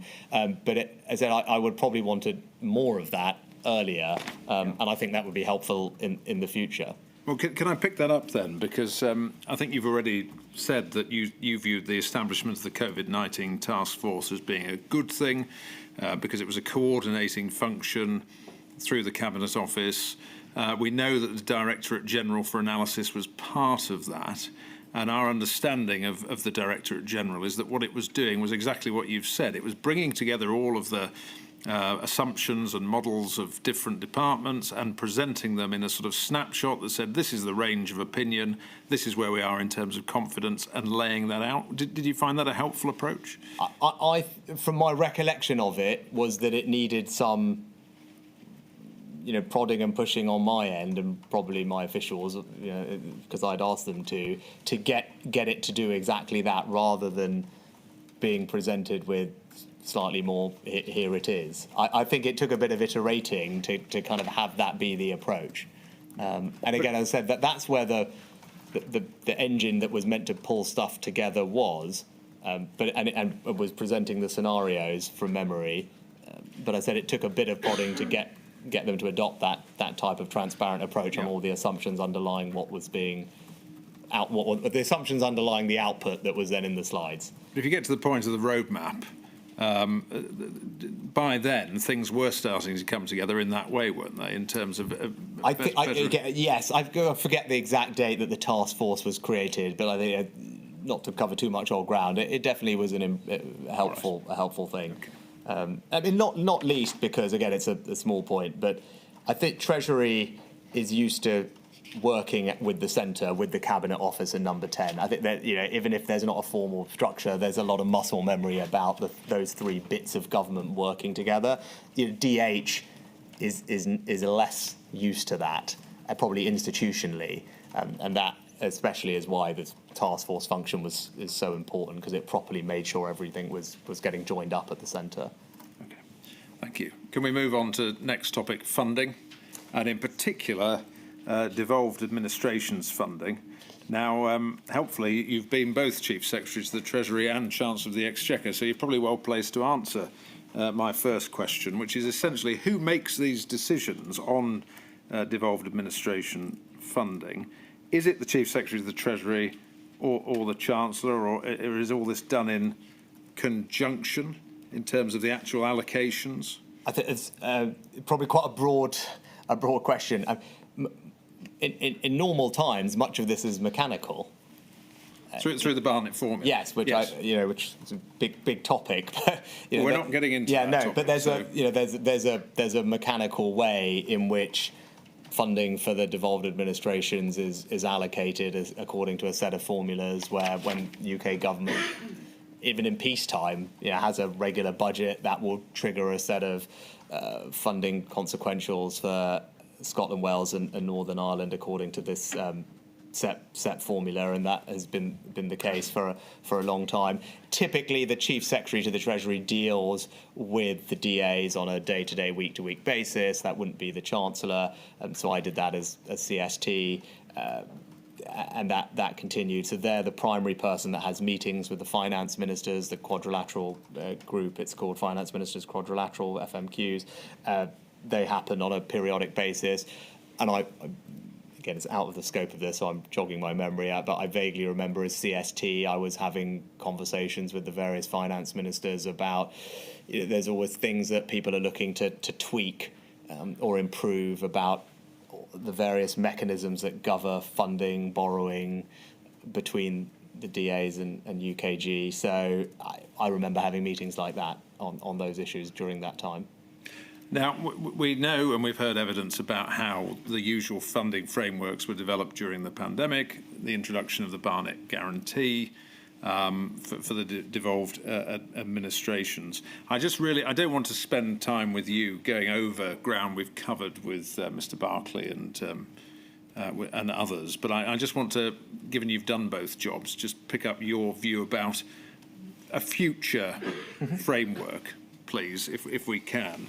And essentially, the inquiry's expert, David Phillips, has suggested there should be essentially a combination of guarantees and or some capacity for borrowing, additional borrowing for the devolved administrations, but for that to be determined on an ad hoc basis, depending on what the nature of the future emergency is and how it develops. Where do those propositions sit with you, having performed both functions? Again, I'm quite loath to be prescriptive, because I think every shock is likely to be different and require. Pausing there, he's not prescriptive. He's suggesting it should be ad hoc. So I tend to agree with that sentiment. I think my overall reflections are, I think certainly on the economic side, the vast majority of the economic interventions were UK-wide.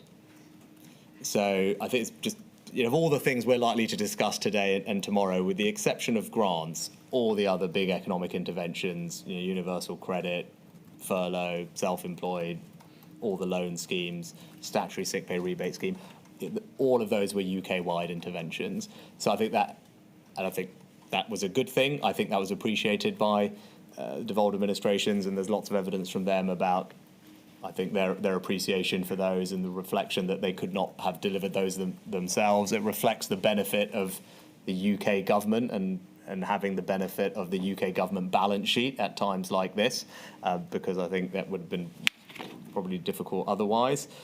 So that's the first thing. So lots of the funding really relates to that other half of the spending that we talked about at the beginning that was on public services, less than it does the economic interventions. But so it's important to have that distinction so we know what we're talking about. And look, my approach is, Ben, and I think probably the upfront guarantee is a good balance between the various considerations. It's obviously a helpful thing for Scotland, Wales and Northern Ireland's governments, administrations to have some certainty about funding rather than have to wait for the announcement. Clearly that is of benefit. I recognise that, which is why we did the upfront guarantee, and you heard from Steve about that. We increased it multiple times. And that balances the need for the UK government, though, ultimately to have control over UK government borrowing and debt. Right? UK government politicians are elected. They are responsible and accountable for our overing borrowing and debt levels. You touched on it in the previous session. Ultimately, I was making the decisions about what to spend and therefore borrow, and then I had to take responsibility for making sure that we paid that back and standing up and explaining why that people's taxes were going up after the fact. So that's a hugely important part of democratic accountability, and those are hugely important decisions. And I think the UK government, whenever it is, can't outsource to anyone that. And so what the guarantee does is give that flex, but still provide the government with kind of overall control over the total quantum. And borrowing, as you said, is the other way for that to happen. Now, we did do that in the pandemic, and we increased the borrowing flexibility. We allowed more flexibility on what are called CDEL to RDEL switches, where devolved administrations have a budget for capital expenditure and day-to-day expenditure. Normally, you limit the movement between those for various reasons, but we said you can do more of that. And there was more flexibility about carrying forward from one year to the next. So it's not just borrowing. There are a few other flexibilities that UK government can deploy that, again, fit within the overall framework of UKG having oversight, accountability for what's happening to the balance sheet, but providing where it can that extra degree of flex to devolved administration so that they can respond in the way that they want. And I think the expert, he said, I think his general view is what we did allow. I think he said allowed them to respond effectively, and I think that's broadly right. So the balance we struck, I think, is right, and I think that would be my starting point for someone who had to do this in the future as well. All right, thank you. Can I just pick up one other issue about devolved administration funding that really stems from your explanation, quite proper explanation, that most of the big interventions here were for the UK as a whole, and you spoke about CJRS. And I think just the emergence of Omicron perhaps provides a basis for exploring this point. And there was an issue about reinstating CJRS given the emergence of Omicron, and you had some advice about whether if the devolved administrations mandated premises closures before the UK government had, they should be able to access a CJRS scheme if it was re-stood up before England had moved to those restrictions. And your decision ultimately was no, they shouldn't be able to access the scheme. So the position was that if Scotland locked down 2 or 3 weeks before England, say, then employers in Scotland wouldn't have had access to the UK-wide scheme in that period. Now, in this pandemic, things were symmetrical, more or less, in terms of impact. So I'm not really making this point as a critique of what happened here. But of course, going forwards, if there was another pandemic, it might not land in that way. It might be asymmetric in its effect. And I just wonder if you have any reflections about how you would square that circle. Yeah. UK-wide decisions, but what if there's that asymmetry to the pandemic? A couple of broader reflections, actually, just to finish up from the last one as well. It's one of the things that was brought up was you talk about asymmetric responses in general. We'll come to CJRS. Now, people will have different views on this, but the Barnett formula does provide more per capita funding to the devolved administrations than for England in the first place, right? So it's roughly, depending on the IFS have probably the best source, but I think they would say £1.25, £1.30 for each pound spent in England. Wales is about £1.15. Now, so in any case, there's more funding per capita going. One might argue, even if it's a symmetric shock, there's asymmetrically positive funding going. Now, the response to that would be, okay, well, base needs are potentially higher. Now, that is to open up a kind of long-standing point of debate.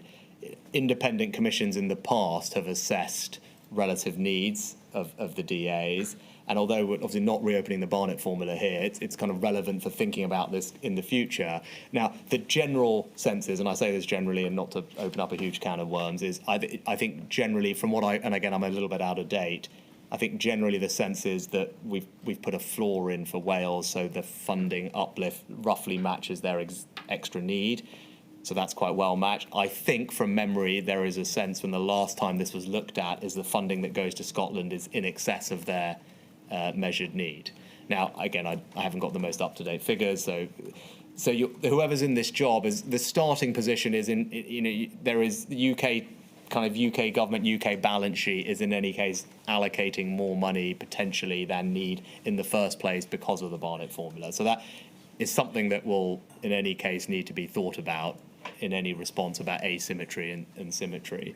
Now, of course, Scotland and Wales, if they want, also have the ability to do their own tax raising. We talked about borrowing. This goes to the heart of this thing. Now, I, as UK Chancellor, had to stand up and, as you said, make all these difficult decisions about raising taxes to pay for the pandemic support because I thought that was the right thing to do to get our public finances back in order. I obviously didn't love doing that. You obviously, there's a political price that comes with these things. It is what it is. That was the right thing to do. I wanted to do it. But you can see there where the tension is, right? And that ultimately, if the UK Chancellor is a person who has to, and the UK government is carrying the political consequences of borrowing fiscally today and then having to deal with that tomorrow, it's quite tricky to then say we are happy to give carte blanche to whoever it might be, without thinking through that implication. I think that's very natural. And you say squaring the circle. I'm not sure there is an easy way to square that circle. There will always be a slight tension there. Now, one way to square that circle is, as your expert said, is, well, yeah, the DAs can do something. They could borrow from the UK government, which will be cheaper, and then pay it back over a period of time, and maybe that is something that could be discussed at the time. Now that maybe is an option. It's still, that would all have to be worked out. But I think that would, that was not something that, when I recall this period, it never felt like that. That wasn't, I think, something that was put to me. It was more just, this should just be done, not we are happy to pay for this because we want to do something differently and this will be paid. It was a different type of conversation, and I think in the future, whoever is having to deal with this will have to just think through that question.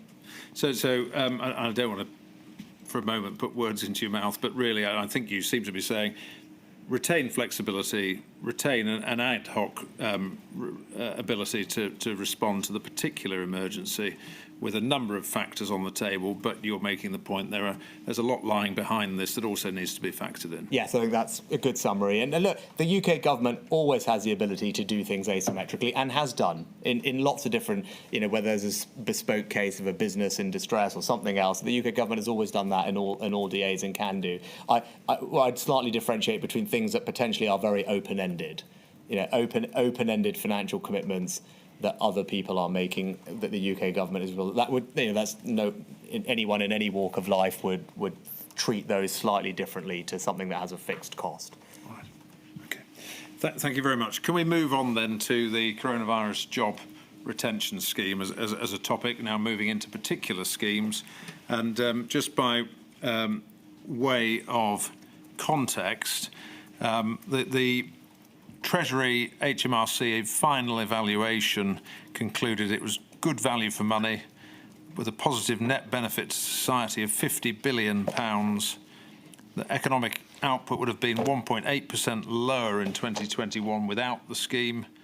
It saved 4 million employments, and 20% of employers who use the scheme, so it's about 250,000, would have closed permanently without the scheme. And I just want to give that context for the questions that follow. And in fairness, I've just asked that this is put up, INQ 000 588 209. This is from the Inquiry's listening exercise, Every Story Matters, page 107.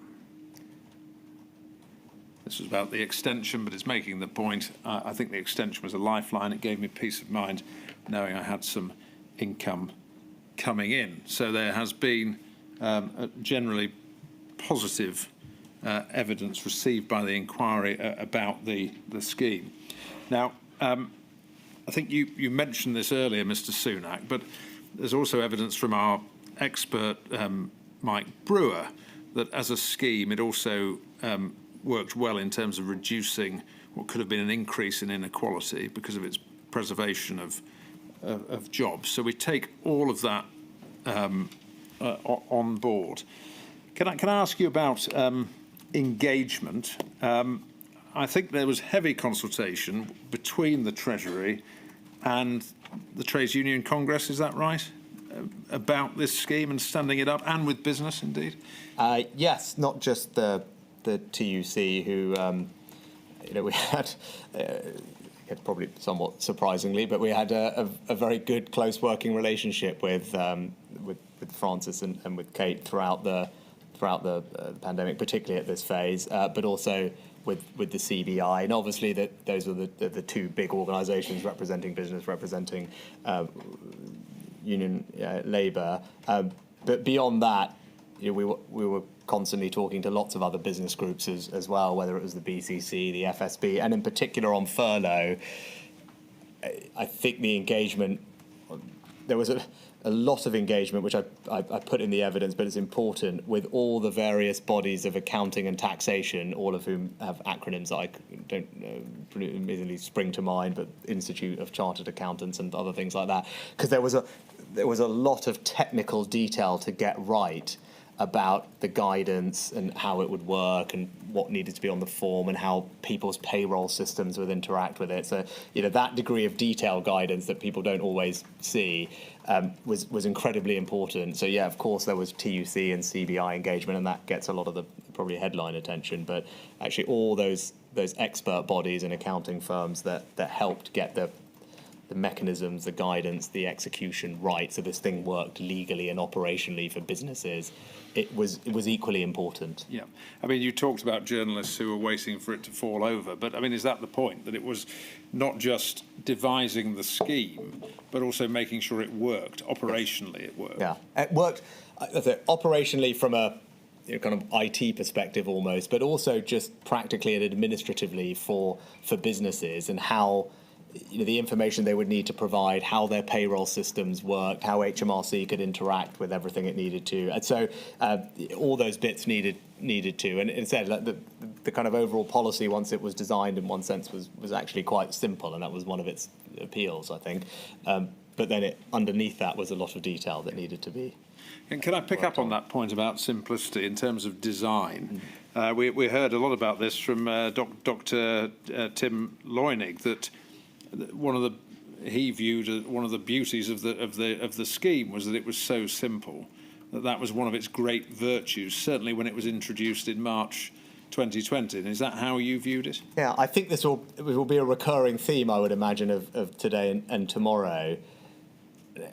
We go back to those overarching things that I talked about at the beginning, and complexity helps you target more effectively, better value for money, better for ensuring economic outcomes can return more rapidly and more efficiently, etc. Better for, we'll get into, I'm sure, fraud and other things. Obviously, it will help with all those things. What it doesn't do is allow you to move quickly. And it is very much the enemy of speed. And as we've talked about, speed was of the essence at this time. But the other thing that simplicity has and universality has is to help you with what I talked about at the beginning about the overall reassurance, and actually to be able to stand up and say, this is what the government is going to do, whether it's on this or the other things that we'll come to later, which people can just easily understand and has a simplicity and a universality about them, I think is probably underappreciated benefits for providing the overall kind of macro reassurance and confidence to the country, as well as operationally just being quicker and easier to deliver at pace. So I think that's the other benefit of simplicity. And does that, in a way, minimise the danger that you announce something and then people go to it and find they actually don't qualify, they actually can't apply because there are all these rules and yes, I think that obviously the simpler you can make it, as I said, as anyone can easily understand, then the better. And what you really wouldn't want to do is have too many situations where people hear one thing and then actually it's very different. So that's why that tends towards universality. If you're trying to have a big moment, talk to the country, give them a degree of reassurance. If that press conference just read like a whole long list of T's and C's at the end of an advert, I think it will undermine what you're trying to achieve. So if you had too many of those T's and C's, and again, they would help you for other things, but they would undermine the overall objective of just providing that reassurance and confidence, as I said, as well as making it far less likely that you could deliver it quickly and effectively and it would work. And as you've told us at the outset, February, March 2020, speed was really important. And therefore standing this up in 55 hours was important. But you yourself, you've spoken again about the iterative approach to these things. Once it was stood up in that simple, universal way, you've also got to wear the hat of the nation's bank manager and make sure that you're living within your means.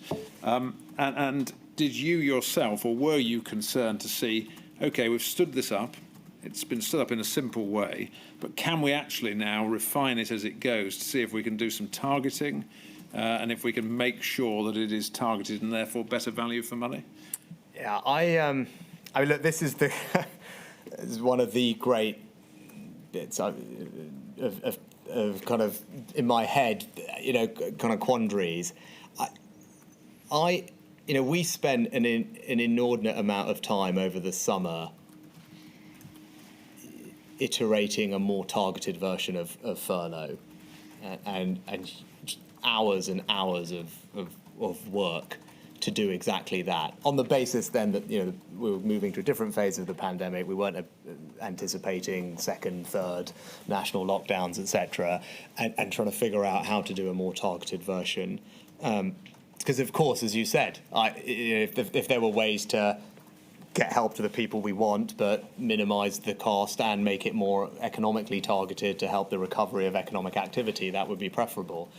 And I spent an enormous amount of my kind of intellectual time on this topic with the team at the Treasury, and we did develop something called JSS, which never saw the light of day because we ended up in another national lockdown. And this was the job support scheme, yeah, which had a kind of open and closed version.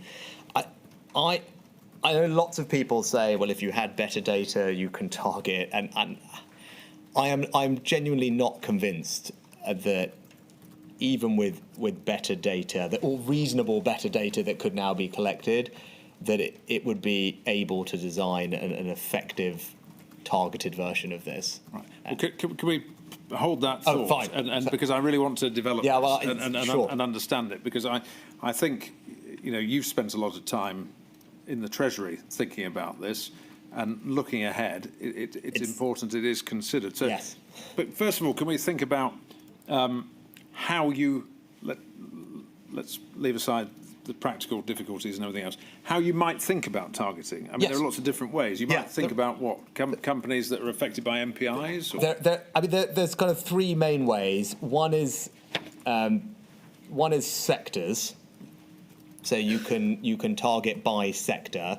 The second way is to target by NPI, to your point, kind of closed, open. And then the third way is by looking at impact on revenue. And there are different tunes you can play on that, to use the Treasury parlance, of whether it's backwards looking, whether it's concurrent and things. But those are the three main ways that one could think about targeting. And there are problems with all three and advantages of all three, which I'm happy to dig into. But those are the three different approaches that one could take. And can I throw in a fourth for your consideration? Though you may be including it, I suspect, under businesses targeted by MPIs, and that's geography.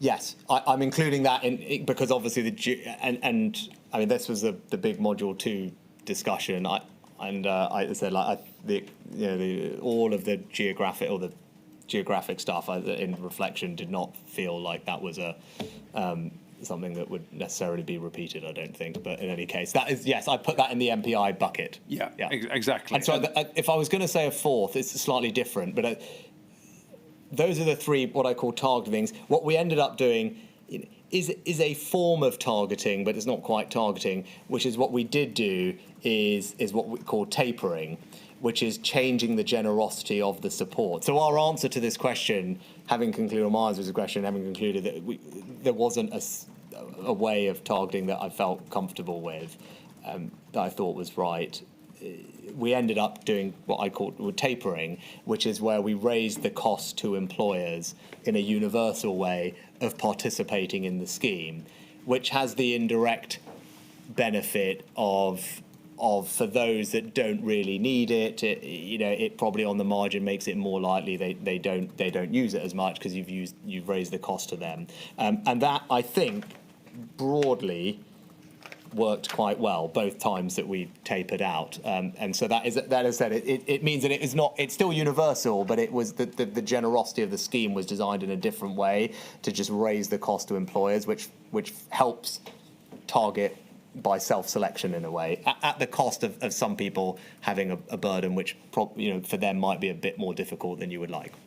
So let's just pick that up, and then we'll look at the other three principal ways that you sort of looked at, and I think have settled on saying you reject. But this first point about tapering, I think this was a point that Dr. Leunig made in reaction to the suggestion it wasn't targeted. He said, well, no, it is targeted. Furlough was always targeted.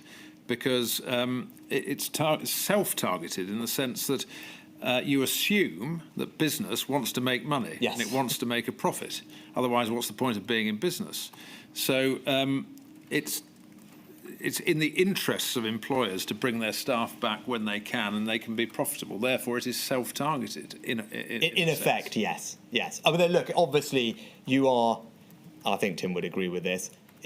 He's right.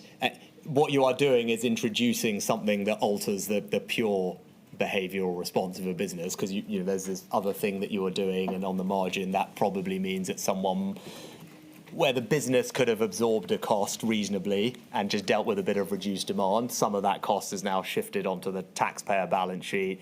The business is maybe not as productive as it otherwise might have been. That is the inevitable consequence of it. But he's not wrong. Of course, it is self-targeting in that case. Yeah, and I suppose it might depend on what the nature of your business is in terms of whether you are more or less inclined to bring people back. If you're talking about a manufacturing sort of model, you need people in the factory to make widgets. Therefore, you bring them back when you can make money out of it. Yeah, okay.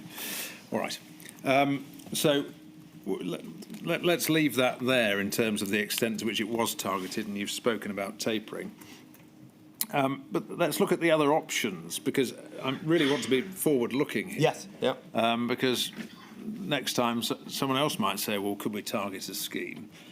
Targeting by sector. Why was that considered and/or rejected as a prospect? And I think, just to clarify.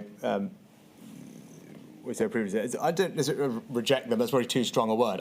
There is a reasonable case for all of these, and it won't be me doing it in the future. So whoever is there might choose reasonably to do something different, and fair enough. I don't think that's an unreasonable proposition. My reflection is, I think someone in the same situation as me, even in the future, will probably end up doing the same thing, but for the reasons we'll go into. But I'm not saying it's necessarily a bad idea. I just think the benefits of it are probably not outweighed by the costs. And indeed, you've heard other people use that phrase. That's where I probably personally end up on it. Not to say that someone couldn't reasonably take a different point of view. So, do you want to start with sector? Yeah, I think that the government doesn't have a database that has every business attached to a sector in the first instance. Now, you could probably develop that. Sector is quite broad. Then you need subsector, third sector, etc. That all gets a bit cumbersome. So we didn't have anything like that. So even it would have all been self-declaration anyway. And then you need to figure out, well, how are the MPIs impacting each sector? And say this sector is in, that sector is not in.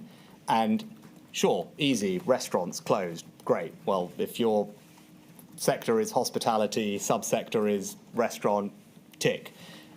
Okay, you're the person who provides the uniforms for the people who work in the restaurant. You know, so your subsector is something else, right? You know, textiles, or and then your subsector is whatever it is. Are you in? Are you out? Trying to figure all of that out is incredibly complicated in a modern economy. And then no one's going to be binary. The restaurant is 100% zero. Lots of other things. Well, part of my business is serving this sector. Part of it's serving another sector. Part of this sector is impacted. Part of it's not. So I just don't know if you could ever accurately figure out, well, these sectors suffer enough economic impact from the MPI so that these sectors tick, tick, tick, these sectors no, no, no. And then even if you've got a firms operate in different sectors, and then you'll end up with all these problems of, well, half my business is my workwear example, half my business is serving this manufacturing uniforms, they're all still operating, half my business is serving the restaurant industry, they're all shut. Am I in? Am I out? Have we captured them even in the first place because we're focused up here on hospitality? So look, that's the thing with sectors. So even if you have the data, which we don't, it's not obvious to me that you would end up knowing and getting it. You could clearly do you could do a job. You would spend all your time talking to all the businesses that were not included, is my sense. And it's just the complexity of doing that for 1 million businesses, I just think in reality is probably not one that would work. And it sounds like that the answer to that is not in better data because of this sort of supply chain issue, the interrelationship between all these different businesses. That's my sense. As I said, look, we don't have the data, or we didn't have the data then, so someone can decide whether it's worth doing it. My instinct is, even with the data, that's probably not what a policymaker in the future would do. But again, reasonable people could disagree on that point, and that would be fine. Yeah, okay. Financial impact? Again, for us, there's no way to check, right? So we had no way to. So for us doing it at the time, at the beginning, we didn't have a way to check, so it would all be self-declaration.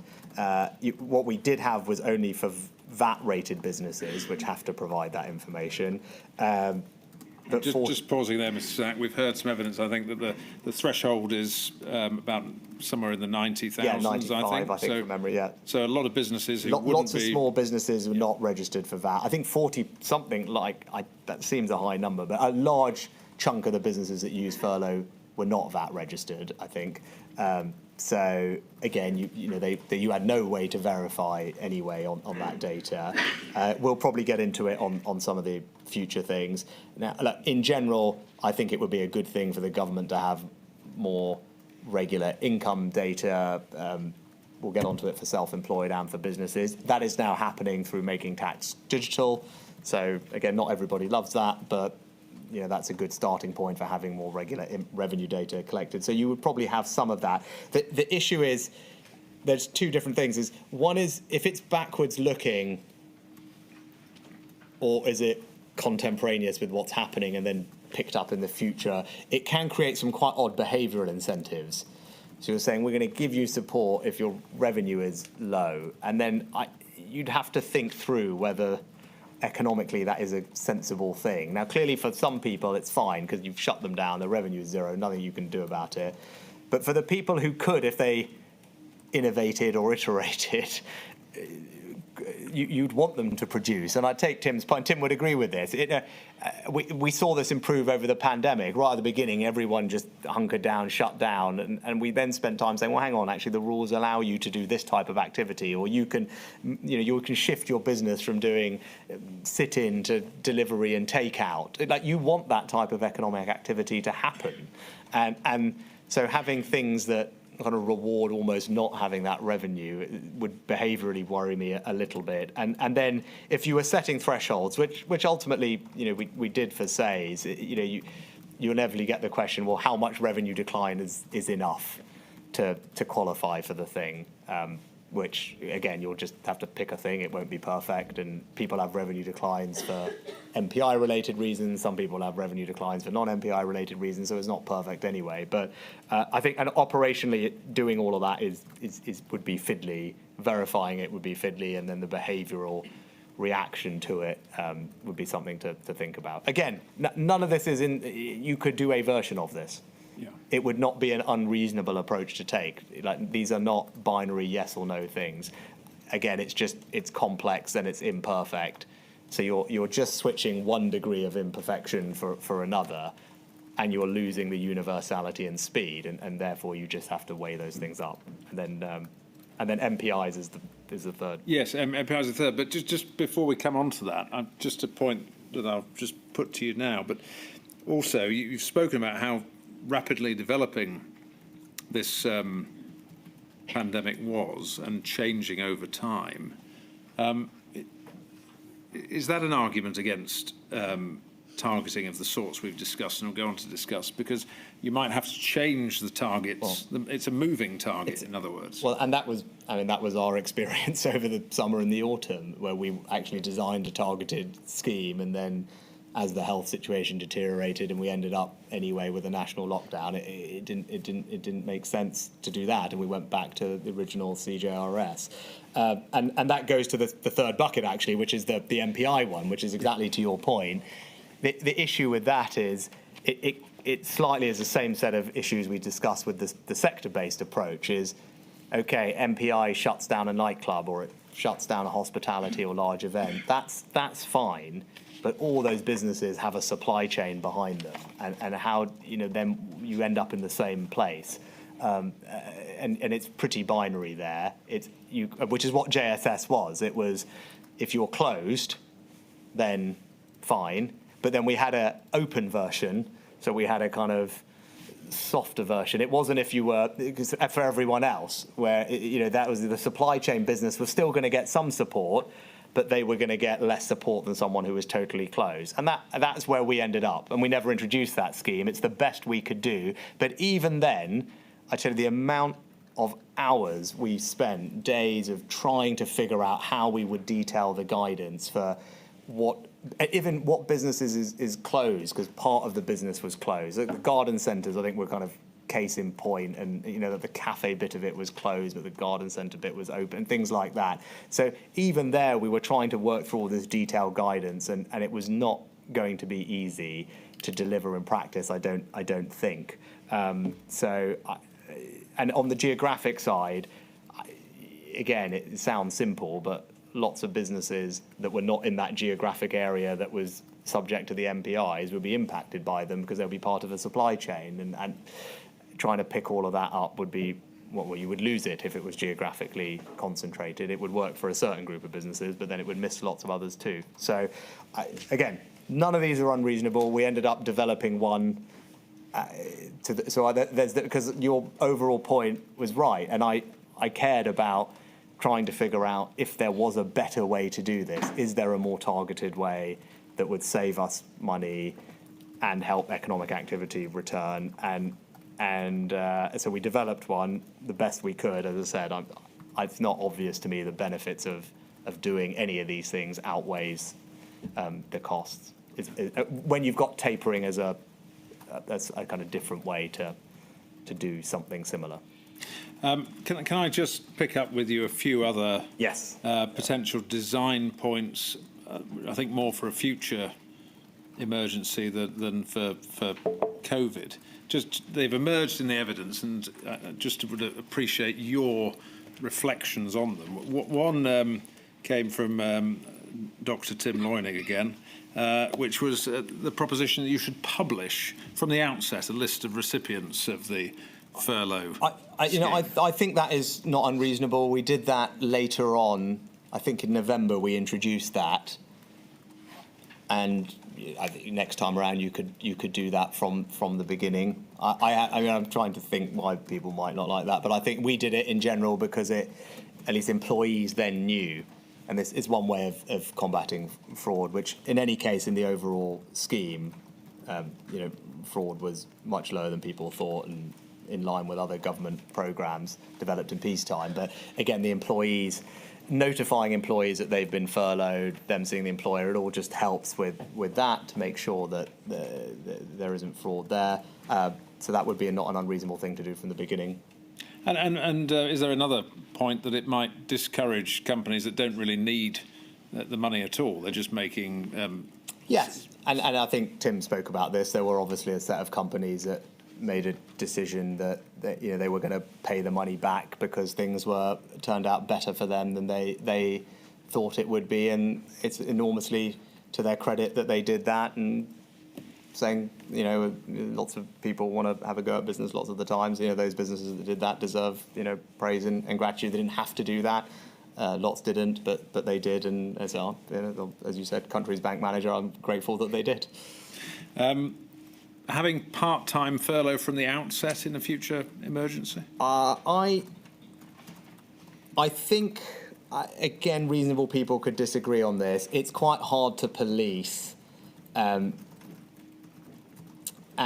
I think the nervousness would be, does it incentivise people to, on the margin, have less economic activity than they probably could or should? And I think that is it's just a choice and a trade-off. It was, I think the first lockdown in any case was so binary that it didn't make a massive difference, I don't think, in this case. Maybe that would be different in the future. It was easier to implement it later and not worry about what I worried about, because at that point you had a fixed population. So it applied to everyone who had been furloughed already. So you knew that you were not on the margin, making it more likely that someone would kind of put their employees down to part-time when really they should just have to manage that in their business cost and not send that cost to the taxpayer. So it was an easier thing to do later. It was a big ask from business, especially FSB, I think, were particularly vocal about it, and it worked well, and it really helped get economic activity back up. I don't have a strong point of view on whether it could or should be done from the beginning. I don't think it made a big difference in this instance, and again, it's a trade-off, really. This was an idea that emerged from the evidence of Kate Bell on behalf of the TUC, the proposition that employers should be required to provide training to employees during the period of furlough to prevent de-skilling of the workforce. How does that... I'll give you an example. If you're a baker, or to use Dr. Loynig's example, you're a patissier and you're making shoe buns, I think was his example. You can't do that, but you might do some health and safety training or training about hygiene in the kitchen. Or if you're a barrister, you can't go to court, but you might do your CPD points. What do you say about that sort of... I'd have to... I know that sounds... That sounds fine. I mean, it depends how much of a burden on the employer it was, is my instinctive answer. And we're getting into kind of the micro policy development. So I think the whole point is here, the businesses were under, and lots of them small businesses, were under enormous stress. We all thought, well, we worried that they were about to go out of business. And the whole point about this thing was to ensure that they didn't have to lay off all their employees, because we wanted to protect that job match and protect that business.